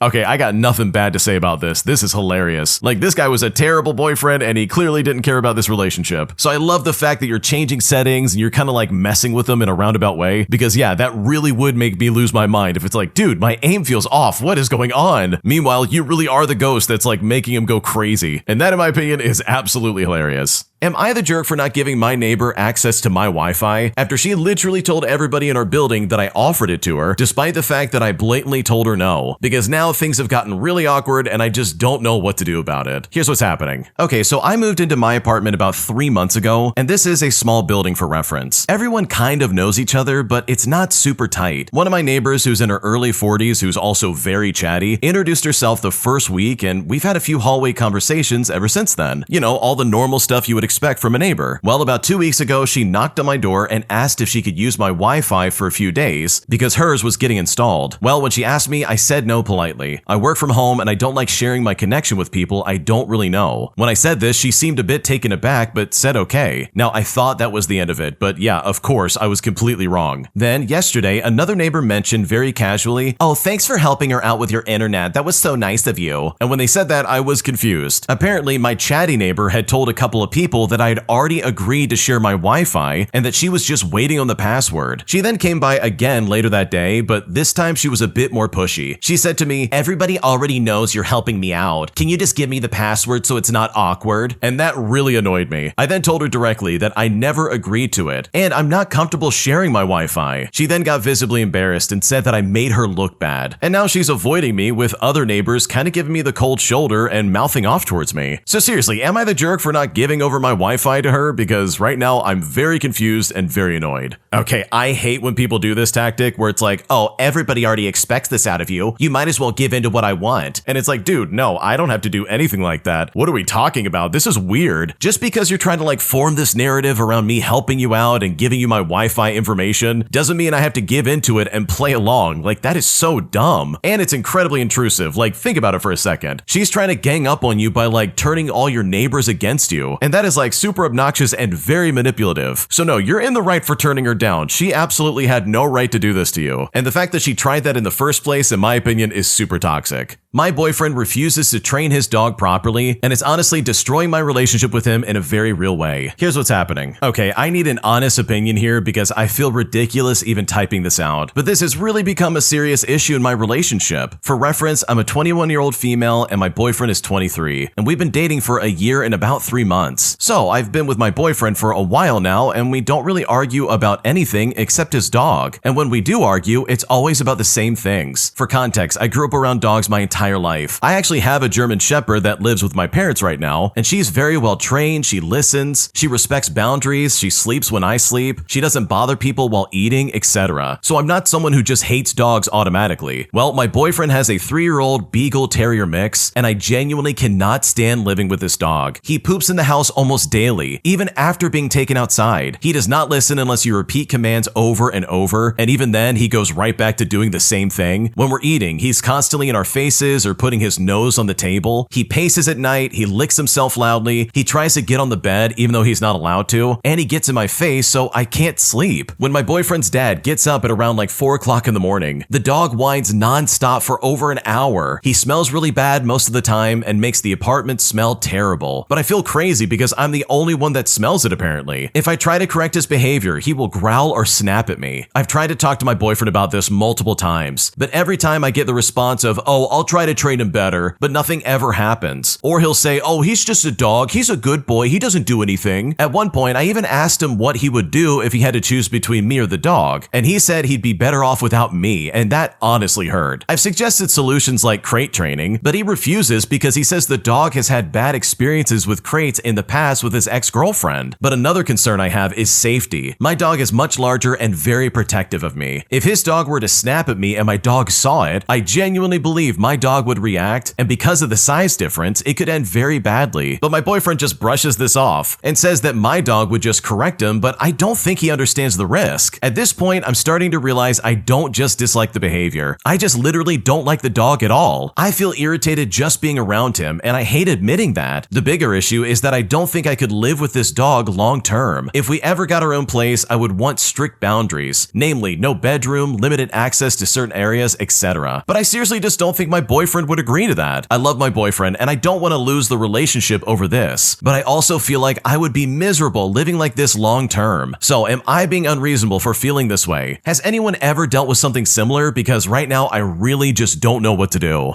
Okay, I gotta be completely honest, and this is just my opinion, but if I was with someone who refused to train their dog and their dog was this intrusive, I would probably want to break up with them. And I'm not saying the original poster should do that, but this really is a deal breaker for me. Because you don't have a dog problem, you've got a boyfriend problem. If they're that lazy, they don't want to be like, okay, maybe the dog shouldn't poop in the house. Or, oh, I don't know, maybe the dog should be in a crate when we're eating our food because he's sticking his nose on our plates. Like, dude, I don't care who you are, this is such unacceptable behavior that easily could be fixed if this guy actually cared. And that's the thing, I don't think this guy cares. He's using the excuse of, oh, he's a good dog, he's just a little boy, who cares? But it's like, dude, you're living in a nightmare. The house smells like crap, you literally can't get any sleep, and no one seems to be willing to do anything about it, and that would drive me nuts. So no, I don't think you're in the wrong for being upset about this, because if there's anyone to blame for this scenario, it definitely is your boyfriend. Am I overreacting for the way my boyfriend hypes up conversations he wants to have with me? Because what he thinks is a cute way of like including me in his thought process, in reality actually stresses me out beyond end. Because right now I don't know how to address it and I don't know what to do. Here's what's happening. Okay, so this is kind of small admittedly, but it's been building up and now I can't tell if I'm being dramatic. My boyfriend and I have been together for about a year, And overall, things are good. He's thoughtful, he plans dates, he remembers little details, etc. But he has this one habit that is starting to genuinely get on my nerves. He literally pre-orders conversations. I really just don't know how else to describe it. Basically, before we hang out, he'll text me something like, hey, later on, I want to tell you a funny story about something that happened at work today. Or he'll say, oh, remind me tonight to ask you something kind of serious. Now, at first, I thought it was cute, like he was excited to talk to me. But then it started happening all the time, like multiple times a day at that. The problem is, when he does this, I spend hours wondering what he's going to say. If he says something like, oh, it's serious, I get anxiety thinking something's wrong. Or if he says it's funny, I feel this like weird pressure to react the right way when he finally tells it. And sometimes the story isn't even that interesting. Like he will build it up all day and then it's just like a mildly awkward interaction with his coworker or something like that. Then I feel guilty for being underwhelmed because he seemed so excited earlier. I've told him gently that it kind of stresses me out when he previews conversations like that, but he says that he's just trying to include me in his thought process and give me something to look forward to, which I totally get, but it doesn't land that way for me at all. Last night he texted me, I have something kind of important to bring up later, it's not bad though, and I spent the entire evening low-key anxious about it, only for this to be about whether we should be splitting groceries differently. I didn't react badly or anything like that, but internally I was like, why did this need a trailer? I'm starting to feel a bit irritated every time I see one of those text messages pop up, which feels like such a dumb thing to be bothered by. He's not doing anything malicious, and I know some people would probably find this sweet, but it's gotten to the point where I almost want to tell him to just say the thing or don't mention it at all. So, am I overreacting for being annoyed by this? Because right now I don't know what else to do with him. Okay, in my opinion, this would also kind of stress me out. If my girlfriend was like, oh, I've got something serious to talk about, I'll see you in 7 hours. That would be 7 miserable hours of like, what's going on? Is she breaking up with me? Did someone pass away in her family? Like, what's happening right now? Only for it then to be what the original poster is describing. Something mild or awkward, but that's about it. Like, I really don't like when someone tries to hook your attention like that, only for it to be a huge letdown. So no, you're not overreacting. This sounds really annoying. And yeah, it would be cute for like the first few times, but for this to constantly happen would be really obnoxious.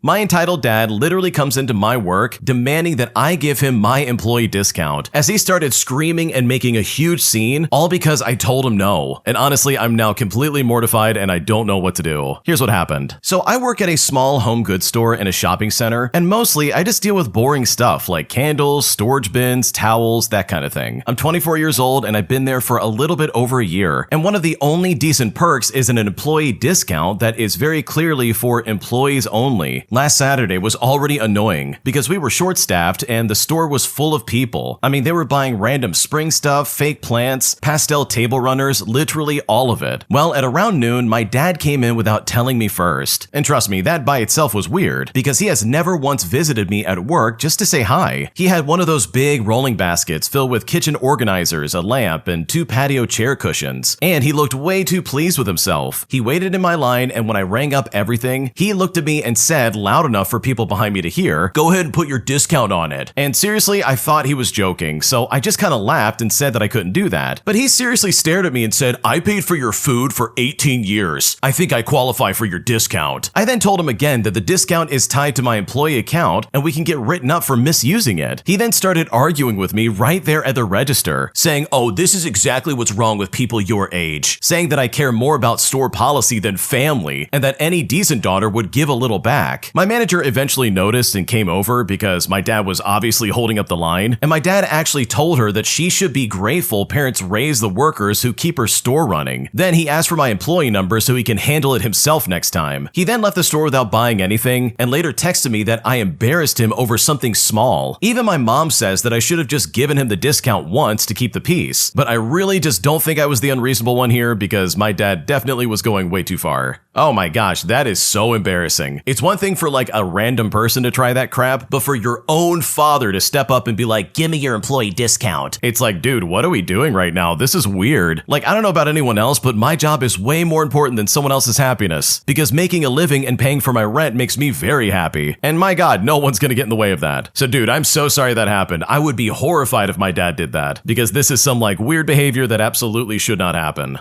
If you like Am I the Jerk, you're probably going to love Am I the Genius. Check it out, link down below in the description. Also, go to amithejerk.com/submit if you would like to submit your own stories. Today, I canceled my proposal with my girlfriend after her sister's boyfriend essentially stole the spotlight and planned a proposal with his girlfriend at the exact same time. And at this point, I'm just honestly pissed off about this and I don't know what to make of it because it really feels like this guy stole this moment from me and I just don't know what to do about it. Here's what's happening. Okay, so I had planned to propose to my girlfriend fairly recently. We've been together for a while and since we were going to her home country, I thought it would be the perfect moment to do so. I took it seriously and I spoke to her parents first, then her extended family, and finally her sisters. I also sent both sisters a letter explaining my intentions and my feelings, asking them to read it first before their partners. Well, my younger sister and her boyfriend reacted very positively, and I did hear back from the older sister, but not from the older sister's boyfriend, who I will call Jake. Well, about a week before the trip, I heard through my mother-in-law that Jake, the older sister's boyfriend, was also planning to propose. This caught me completely off guard because he never mentioned anything to me, even after reading my letter. And at that point, I just didn't know how to feel. Like, was he copying my idea? Did he know and just didn't care to tell me? It felt strange and honestly a bit disrespectful. So I ended up deciding to cancel my proposal because I didn't want to share that moment. I didn't communicate this decision and I just kept it to myself. Well, a few days later, while we were with family, Jake FaceTimed and announced he was going to propose. Then the next day, he called me to congratulate me on my upcoming proposal. And that's when I told him I'm not doing it anymore. I explained that I didn't want to share the moment and that I felt that he should have told me out of respect. To keep the peace during the trip, I acted like everything was fine and he eventually proposed. But after the trip, I explained everything to the older sister. She told me that when she received my card, Jake insisted on reading it with her. She also mentioned that she said something like, "See, even he's going first." And Jake responded, "No, he's not going first." And that made me feel like there was some kind of competition that I wasn't aware of. I later spoke to Jake one-on-one and he said, "Well, if you had told me you wanted to do it alone, I would have let you do that." And it's like, dude, the audacity of this guy. I said like 80 times I don't want to share that moment. In fact, there was not even one moment he was willing to make it happen for me, but it was honestly just so he could be included. And now, because of this, there's tension between us, and I'm wondering if I handled this the wrong way because right now I don't know what to do. Okay, there's definitely a hidden tension with Jake, and now you know exactly how he actually feels about you. Instead of letting you have your moment and like, I don't know, propose to your girlfriend, he said, "Oh, now's my chance. Now's my opportunity to take a shot at this guy who he clearly just doesn't like." And that is completely unfair because you obviously had no idea. Like, you had no clue he felt that way about you. So for him to suddenly out of nowhere just be like, "Yeah, I'm gonna propose now as well," which just so happens to coincide with your plans, like, yeah, he absolutely wanted it that way. He wanted to steal your spotlight and make you look bad and almost dilute this experience for you and your girlfriend. So I think it's really smart that you didn't go forward with it and just decided, hey, I'm gonna back off and wait for a better time. This is also a situation where I think you would be much better off just saying, hey, I'm gonna keep this to myself and I'm not gonna tell anybody. So at least next time when you do decide to propose, this will be a surprise for everybody and no one can try to ruin it. Because I really think that's what Jake was trying to do, and that is really not fair if that's the case. Am I the jerk for loudly refusing to mourn my awful mother who passed away after my brothers tried to call me out for this and say that I'm cruel and callous in my reaction? Because once I said exactly how my mother really treated me growing up and essentially put my brothers in their place, the entire family essentially got flipped on its head. Because now I've essentially blocked everybody and I just don't know if that was a mistake. Here's essentially what happened. Okay, so I have two brothers who were both treated with kindness and love growing up, but meanwhile all the crap was dumped onto me. Of my brothers, one was born 15 years before anyone else, who was a single and adored child for his entire childhood, followed by a miracle child when my mother was 43 years old, with the last one being me, born when my mom was 46, when she thought she was menopausal and she was not happy about having another kid, but she was extremely religious, so I was born anyways. Now, all the expectations were for me. I was a straight A student, I eventually got a PhD on a full ride scholarship, because my mom wouldn't spend a single cent on my education, and I won a national competition in my field, which got me a really well-paying job. But literally nothing I could do was enough. Neither of my brothers finished high school, but them getting a singular B- was something to celebrate with a family outing, while me being literally the best student in my year and getting an official recommendation was met with like, whatever, clearly nothing worth mentioning. On a similar note, all the chores at home were for me, and I was forced to have a part-time job to help pay for the bills on top of all of it. But my brothers did nothing with their time, and I was the jerk for pointing it out apparently. For example, both of my brothers have been playing video games all day while I woke up at 5 in the morning to clean the house before heading to university, and then I worked 4 hours after class. And when I got home, instead of some time to myself to study or just relax, I was screamed at and ordered to cook dinner because my 2 idiot brothers were hungry. Well, then suddenly my mom passed away of lung cancer, which by the way, we all knew that she would have because she smoked 2 packs a day. But you know what? I didn't grieve the situation. Both of my brothers were mourning and very, very upset at me for not caring. They were pissed off at me not accepting to pay for the funeral and not even attending the wake. I then cut them both off without any qualms and no regrets. But then my cousin, who only saw my mother like once or twice a year, calls me up out of the blue. For context, my cousin's mother died 1 year before my mother, and he loved his mom, so he's clearly been in that mindset of mourning and thinking all children should mourn their parents. He then immediately starts berating me, saying, "How dare you not grieve your mother? Your brothers are heartbroken by your cruel and callous actions. You are tearing this family apart." Apparently, my brothers were attempting to weave a narrative of me being heartless and cruel by going to relatives and family friends to talk crap about me behind my back. But you know what? I laid into him. No mercy at all. I yelled, I insulted him, and mostly I told him in great detail all the ways my mother mistreated me. And this is like far more in depth than a small summary I wrote above. She also often hit me, and she's the source of a lot of trauma for me. For instance, me being unable to cry in front of other people, all because my mother would literally slap me endlessly until I stopped crying, which is something she did my entire childhood. My cousin was combative at first, but I pummeled him verbally until he was making quiet little whispers like, "Wait, please, I don't know." I hung up once I said my piece without letting him say anything, and I then blocked his number. Days later, my oldest brother made a Facebook post calling me out for being a bad son who doesn't grieve his late mother. Well, I then posted a long reply on his post stating that if that human skin wearing devil wanted to be grieved, then she would have been a mother worth loving, all followed up by some of my numerous traumas caused by my mother. Well, needless to say, the post blew up, and my brother deleted it, but not before basically our whole extended family and family friends saw it. Days later, the same brother vague posted about being depressed, with a short video of him crying with a caption saying, "I wish my family would stand behind me in my hour of need." But in the comment section, several family members asked, "Well, is what they say about your mom true? Did she really do all that to the original poster?" My brother then deleted that post too after I commented a single laughing emoji, and he finally blocked me on Facebook as well. The last I heard about all this, both my brothers are flat broke because they both relied on my mom to pay for their crap, and an aunt of mine has contacted me to gossip. Apparently, they're both spiraling emotionally, and the whole family has taken a step back from supporting them, both financially and emotionally. But to be honest, I don't really care. I don't hate my brothers like I hated my mother from the depths of my soul, but I do not have even the slightest hint of love for either of them. So seriously, does this make me the jerk? Because right now I don't know what to do.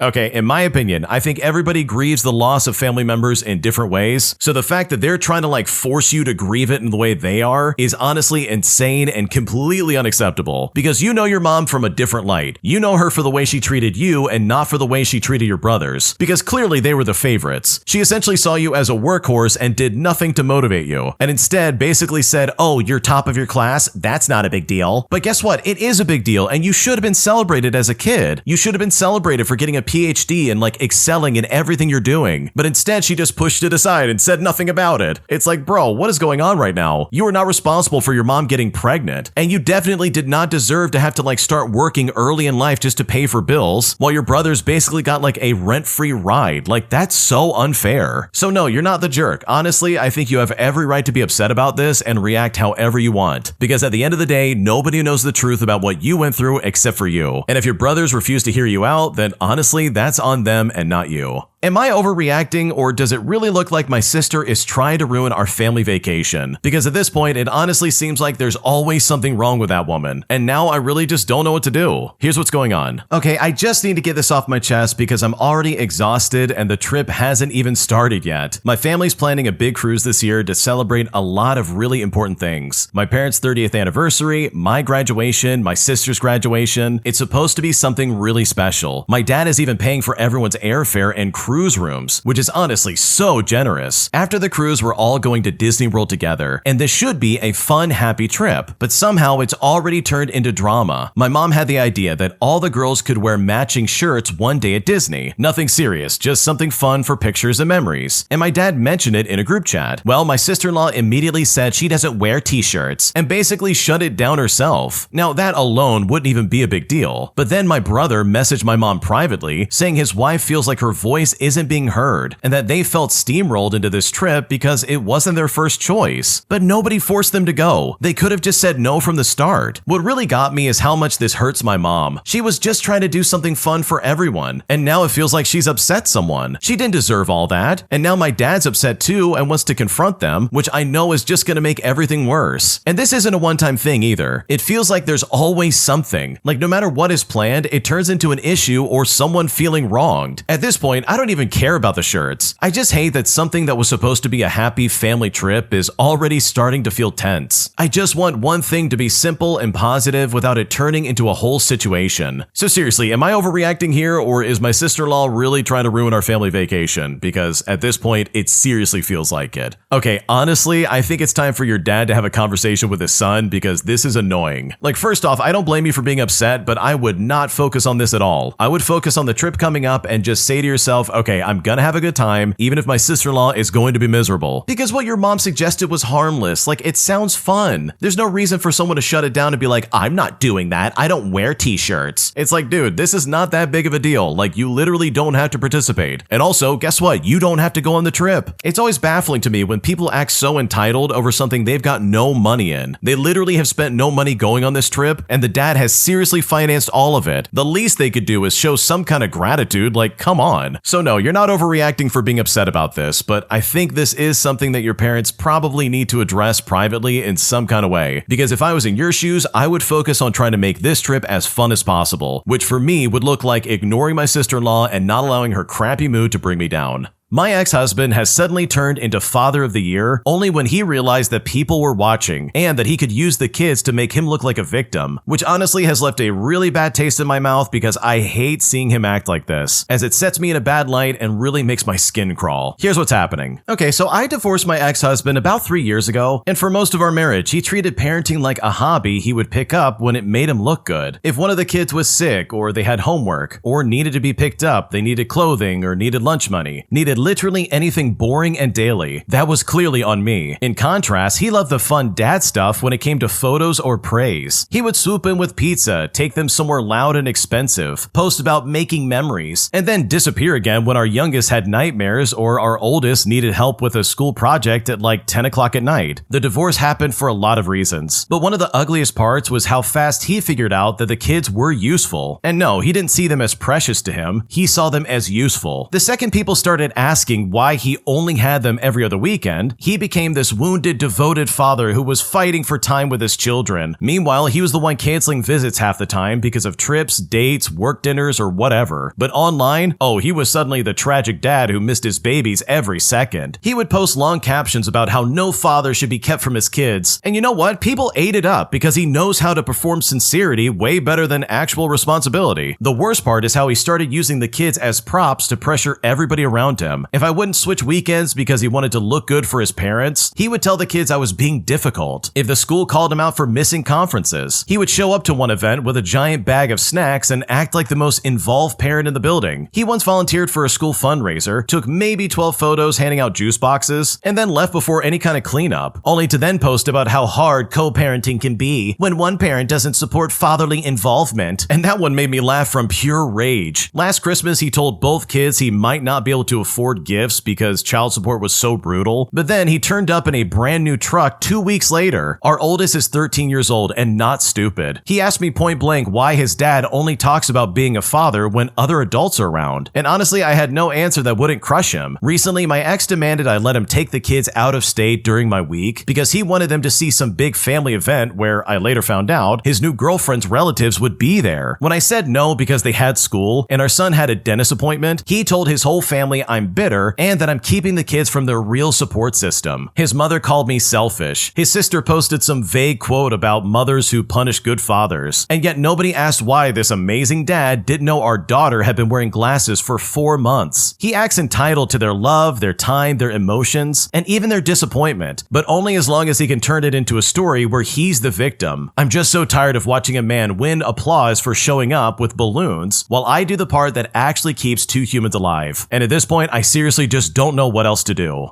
Okay, first off, you need to know that your kids absolutely see this. They're not stupid, and your son is clearly caught on. So he definitely knows what's going on, and he can see that, yeah, his dad's an idiot, and he's doing this for show. So if I was in your shoes, I would honestly say screw the other people. I know the real truth, and this guy's just a fraud. And with people like this, the truth eventually comes out, so I would just give it time. I'm sure this guy will get exposed eventually by his kids who know the real truth of what's going on here, because these lies can only keep up for so long, because I'm convinced the truth will eventually come out. I feel that my girlfriend has lied to me about finances ever since we moved in together, because now she's refusing to get a job or do anything to contribute to our place. And at this point, I really just don't know what to do about this. Here's what's happening. Okay, so my girlfriend and I met online during the pandemic when we were both around 21 years old. We did long distance for about 2 years, and it was genuinely good. In fact, we would visit each other every like 2 or 3 months. At the 2-year mark, she mentioned that we were together long enough that we should transition from long distance to living together. And I was hesitant, but we decided to move in together and made an agreement. She would save up $5,000 and I'd save up $10,000. Well, I did my part, but she didn't. She was working 1 4-hour shift a week at a retail job and wouldn't pick up more hours even though I kept bringing it up. When move-in time came, I drove her car to my apartment. We then looked for our apartment since I live with 2 roommates in a 3-bedroom. Once we found our new spot, I paid the deposit and covered everything from day one. We're talking rent, groceries, the bills, the furniture, literally all of it. Well, that was 2 years ago. And guess what? She hasn't paid a single bill or contributed to rent ever since then. The only thing she's paid for herself was her desk. She also spent time convincing me that a dog would help her with her depression. She pushed for it, I was hesitant, and she specifically told me we'd share the financial responsibility for it. Well, that didn't last. I've covered every vet visit, all the food, the toys, literally everything. Meanwhile, she simply paid the majority for the dog, despite the fact that I still pitched in. She's been trying to get into nursing school but hasn't gotten in yet, and if she does, I asked her how she plans to pay for her tuition or her commute or even her books. But once again, she has no idea. We did have an agreement that I'd cover things once she was actually enrolled, but she's not enrolled, and she still expects that same arrangement to kick in eventually, which to me is wild because we've basically been living as if she had already gotten into nursing school. Over time, I've gotten cold towards her. The resentment built up, and I know my tone has been void of warmth, and I don't feel the ability to express love towards her. And that's on me. I've just felt very lied to and resentful with this situation. Every time I bring up the financial stuff, she deflects. She says she doesn't ask me for luxury things like other girls might, so I should just be grateful. She even says that we could just move somewhere smaller to save money, but I feel like that would just give her another point as to why I shouldn't complain about her not contributing. And now she's telling me that she won't commit to finding a job until I'm consistently nicer to her. Now, I get the respect thing, I really do, but it feels like she's using my frustration as an excuse to avoid the actual conversation. And I can't just warm back up when I feel like I've been lied to for 2 years. We're now in a loop where neither of us will concede first. Look, I never agreed to be a provider. From the start, I told her I wanted us both working and building something together. That was always the agreement. I came from poverty and I've been able to make a lot better money now, and I've explained to her that I never want my children to be food insecure like I was, and I just want to be able to provide them a good safety net. To me, this is a principle that's crucial, but so much of my money is getting drained by being the sole financial provider of our household. She seems to feel entitled to the money that I bring in, especially as I've gotten promotions and raises. We now have the dog, which I'm really attached to, which makes thinking about ending things way harder. I want to feel the way that I used to about her, but I honestly don't know if I can get back there. So right now, I'm just looking for an outside perspective because I really feel stuck and I don't know what to do. Okay, dude, the fact that she said, I'm not gonna find a job until you're nicer to me. In my head, I literally said to myself, oh, we're breaking up, I'm done. Like, there's no way I'm putting up with that. Like, if that was me, I would absolutely start putting that into motion. I don't care what's going on. Dude, what are you talking about? Because if you think about it, that is crazy manipulative. She's essentially saying, wow, you're so mad right now. Why are you angry? Until you calm down, I'm not gonna do anything right. You know, the things I agreed to do. Like, dude, you agreed to do all this and you're still not doing it. There's no nursing school, there's no job, and you're trying to act like his anger is gonna stop you from getting a job? Like, no, dude, that is so weird and unacceptable. So honestly, I'm kind of surprised the original poster is still with this lady because I would lose it at that comment. I would absolutely start packing my bags and get that plan in motion because your girlfriend definitely lied about you and she played you for a fool. And in my opinion, there's no way I would ever want to stay in that situation.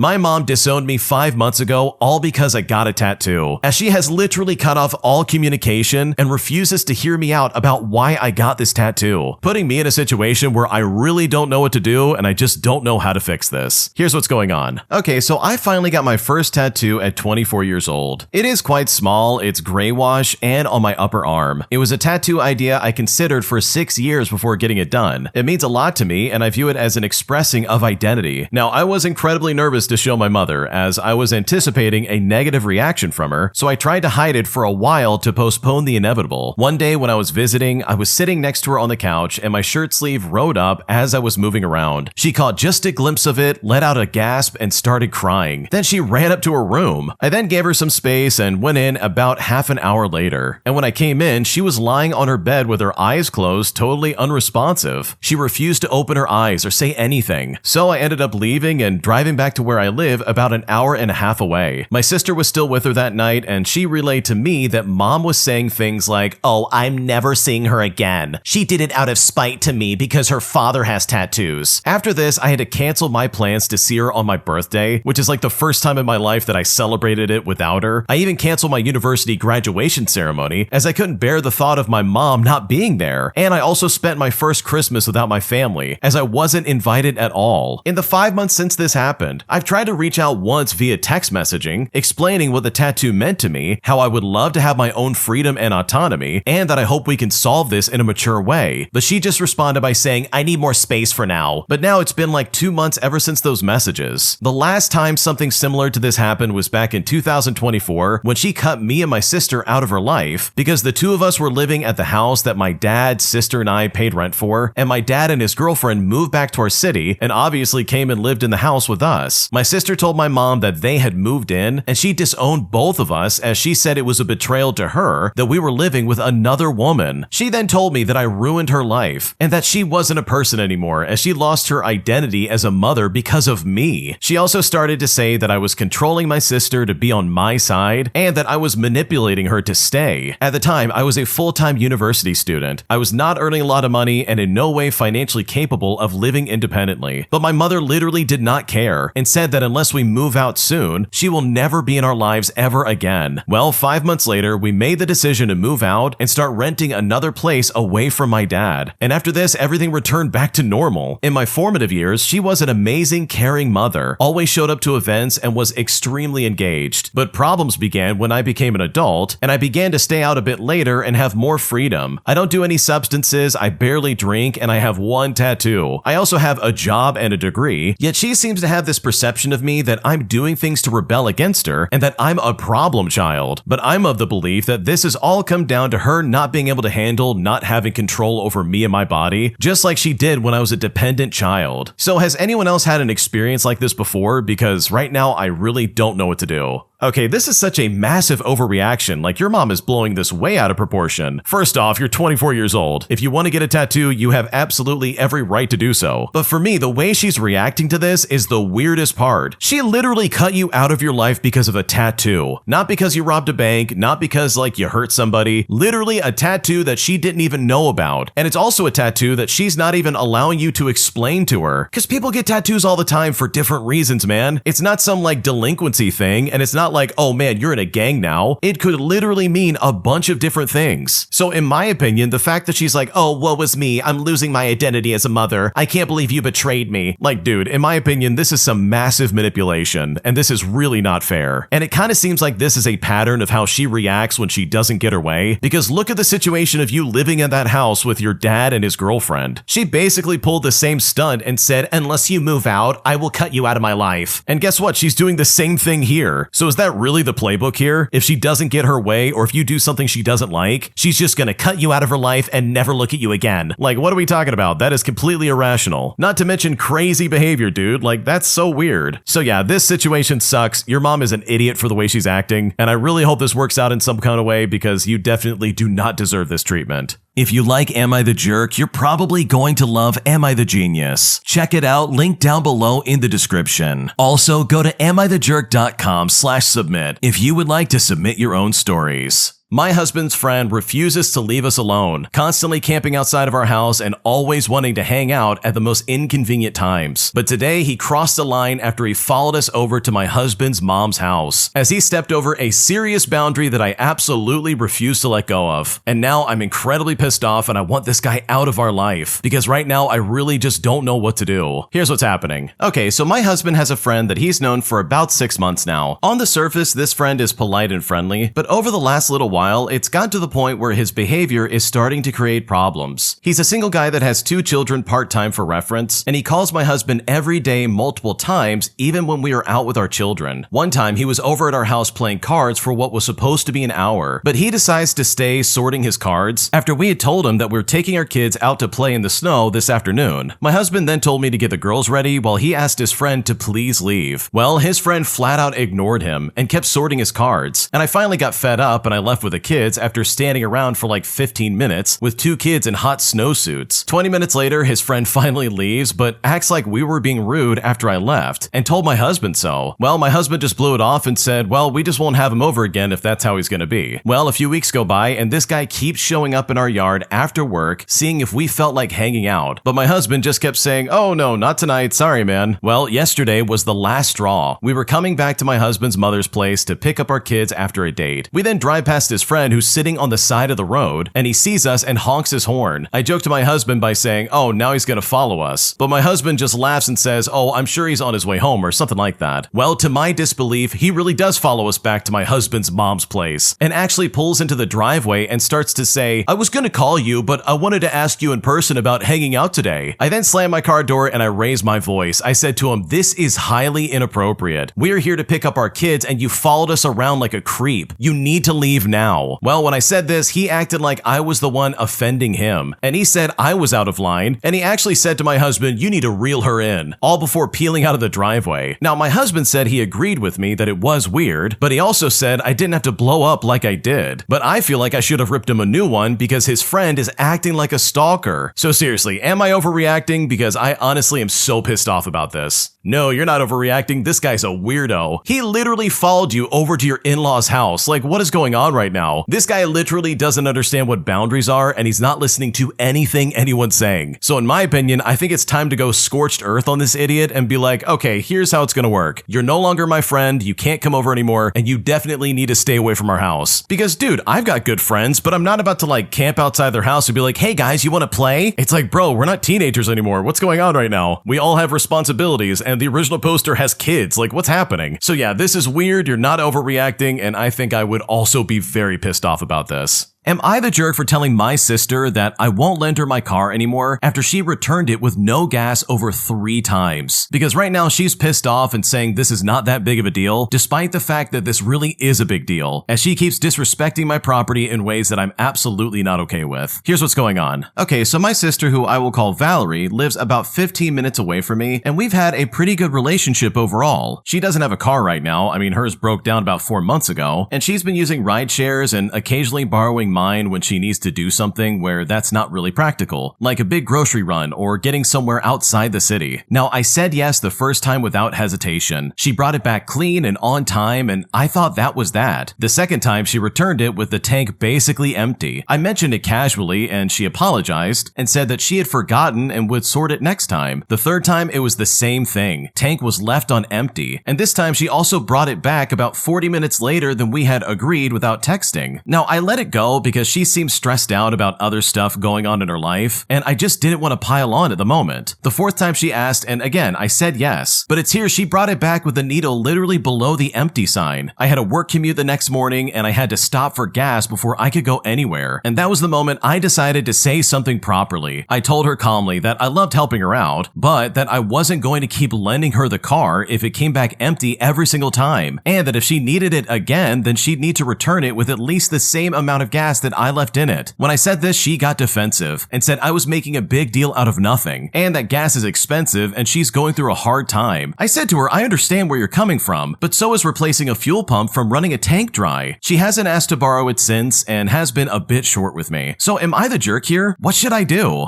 No, you're not the jerk. Your sister's being very selfish. Who in their right mind would bring the car back empty? Seriously, at least put some gas in the tank. You would think that would be common knowledge, but I guess it's not. So no, I would be pissed off as well, and I would absolutely start taking that privilege away from her. Because sure, you're going through a hard time, but guess what? Gas is not cheap nowadays. And if she's gonna disrespect someone else's property, then congratulations. You're gonna have to deal with the consequences of not getting to use it anymore, which in my opinion is absolutely the right choice here. I'm engaged to my fiance, and honestly, I really want to break up with her, but the wedding is less than a year out, and honestly, I don't know how to start breaking this off, because right now, I just don't know what to do. Here's what's happening. Okay, I'll start off by saying that I truly feel like a horrible person. I'm a 22-year-old male, and I've been engaged to my 23-year-old girlfriend for about a year now. I rushed into the engagement in our first year of dating, and now a lot of problems are popping up. I'm noticing that I do all the cooking, a lot of the cleaning. I work full-time as a first responder as a paramedic, and for those of you who don't know, paramedics do not make a lot of money. I make $18 an hour in my state. She works as an x-ray tech and makes approximately $32 an hour. For a while, everything was going great. Then I got into therapy, started taking a more active role in my own life, and started to view my emotions as actual valid entities. And as a result, she has not reacted well to this. Whenever I try to be open about something bothering me, it either turns into an argument or she rolls her eyes and ignores me. She makes passive jokes about me not making much money, and when I have repeatedly told her that really bothers me, she'll laugh, she'll kiss me, and tells me it's just a joke. I've asked her not to make those kind of jokes repeatedly, but she just doesn't listen. And at this point, I feel like we've turned into roommates rather than partners. I've tried bringing this up to her, but nothing has changed. I might see improvement for a day, but then within a week, it's back to how it was. Before we started planning the wedding, I asked her if we could take it slow and wait a year or two before we began looking at anything. And this is due to me still having medical debts and school debts, and I wanted to minimize the debt before we took the step forward. Well, fast forward 3 weeks and we're touring venues, and she promised she wouldn't make more moves without consulting me, but then I go to work for 3 days, and I come home to find out that she put a non-refundable $6,500 deposit on a venue. I love her family, and I do care for her a lot, but I'm truly just tired. Everyone I know is telling me to leave, and I want to, but every day I'm put further into debt with her. So seriously, what should I do in this situation? Because right now, I have no idea. Okay, in my opinion, and I can only say this for myself, if I felt the way that you do about my current engagement, I would start making plans to separate and move on with my life. Because in my mind, I would much rather have an angry ex-fiance than a wife that I have to divorce and go through all this legal process with.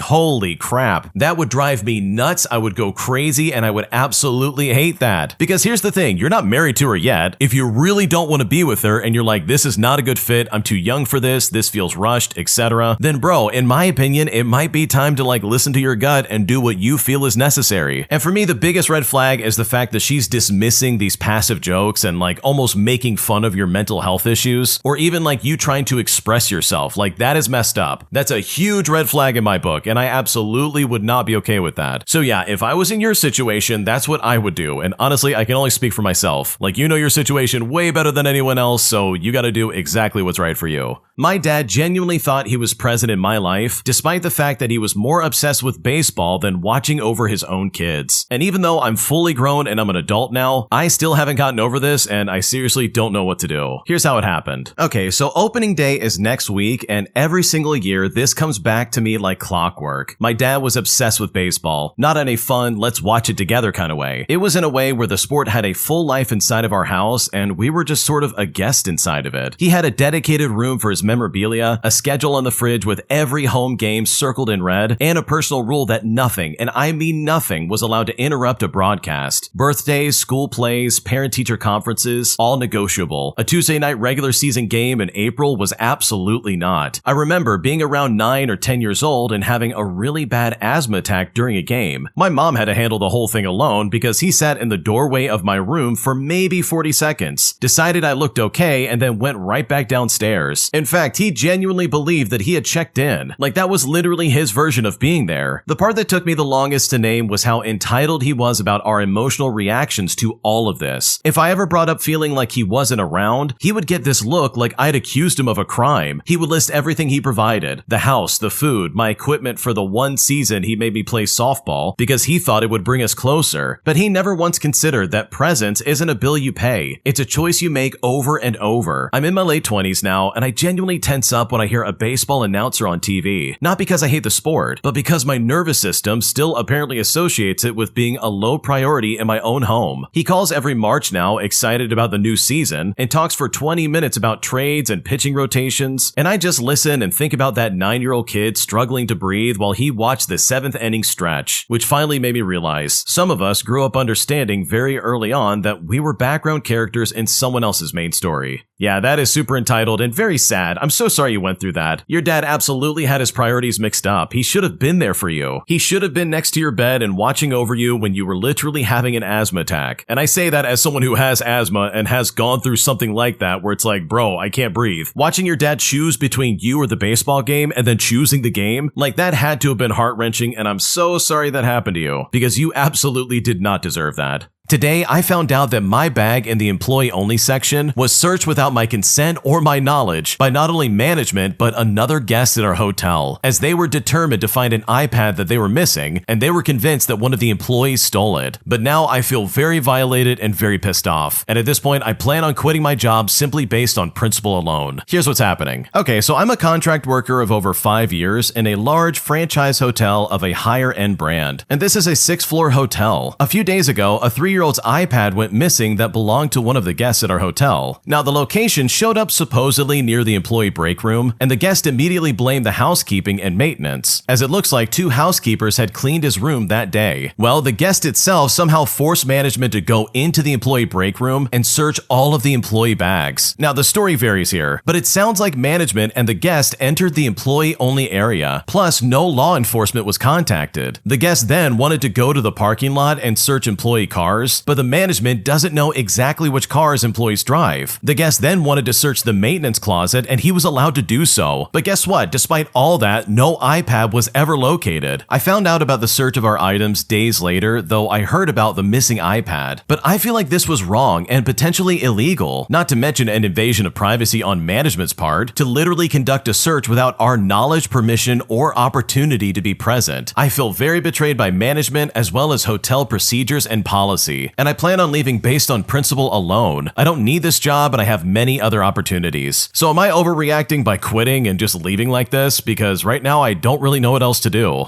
Okay, first off, I think quitting and finding a different job is absolutely the play. Like, I would absolutely do the same thing, but you better believe I'm gonna complain to corporate before that happens. There's no way I'm leaving that place until I go to the higher-ups and say, yeah, I was illegally searched. And not just by my management, but by a guest as well. Like, bro, what are you doing? You do not have a right to go through my belongings, let alone a stupid guest staying at the hotel. Like, I don't care how much you want that iPad. You're not going through my stuff like that. That's not okay. And the fact that management allowed that, like, holy crap, bro, I would be so pissed. I would go scorched earth with this. There's no way I would ever let this slide, and neither should you. So in my opinion, if I was in your shoes, I would complain to human resources or someone above your manager and make it very clear that what they did is a huge violation and that something like this absolutely should not be allowed to happen. Am I the jerk for telling my brother that his girlfriend can't stay at my place for 3 weeks while I'm there? Because literally, my place is small and I don't really know his girlfriend that well. But after finding out that she's going through a lot of stuff in her life, I kind of feel bad about saying no, and at this point, I don't really know what to do. Here's what happened. Okay, so my brother called me last week asking if his girlfriend could crash at my apartment. I'm a 21-year-old female in a 1-bedroom apartment. Literally 1 bedroom and 1 bathroom. He made it sound like a few days at first. Then it came out that it was actually for 3 weeks. Now, I don't know his girlfriend that well. We have met maybe like 4 times at family stuff, so she seems fine, and this really isn't about her specifically. It's just that I work from home, and my place is tiny, and I genuinely cannot function with someone else here for 3 weeks straight. So I said no. I apologized, and I told him that it simply wouldn't work. He then got quiet and said okay, and then hung up fast. And he hasn't texted me since, and that was like 5 or 6 days ago. Then my mom called and said I should reconsider because his girlfriend is going through a lot right now. I asked what that means, but she dodged the question and said it was not her place to say. So now I feel terrible, because what if something is actually wrong and I said no without really knowing what's happening? But also, nobody told me anything. My brother just asked me like it was a normal request. But in my mind, 3 weeks is not a normal request. My friend says that I'm completely fine. I mean, it's my apartment, so it's my rules. But I keep second guessing whether I should have like asked more questions before saying no. So am I the jerk here? Like, maybe I was too quick, or maybe I was just too protective of my space, but should I have at least heard her out more before I said, no, you can't stay here? What should I do?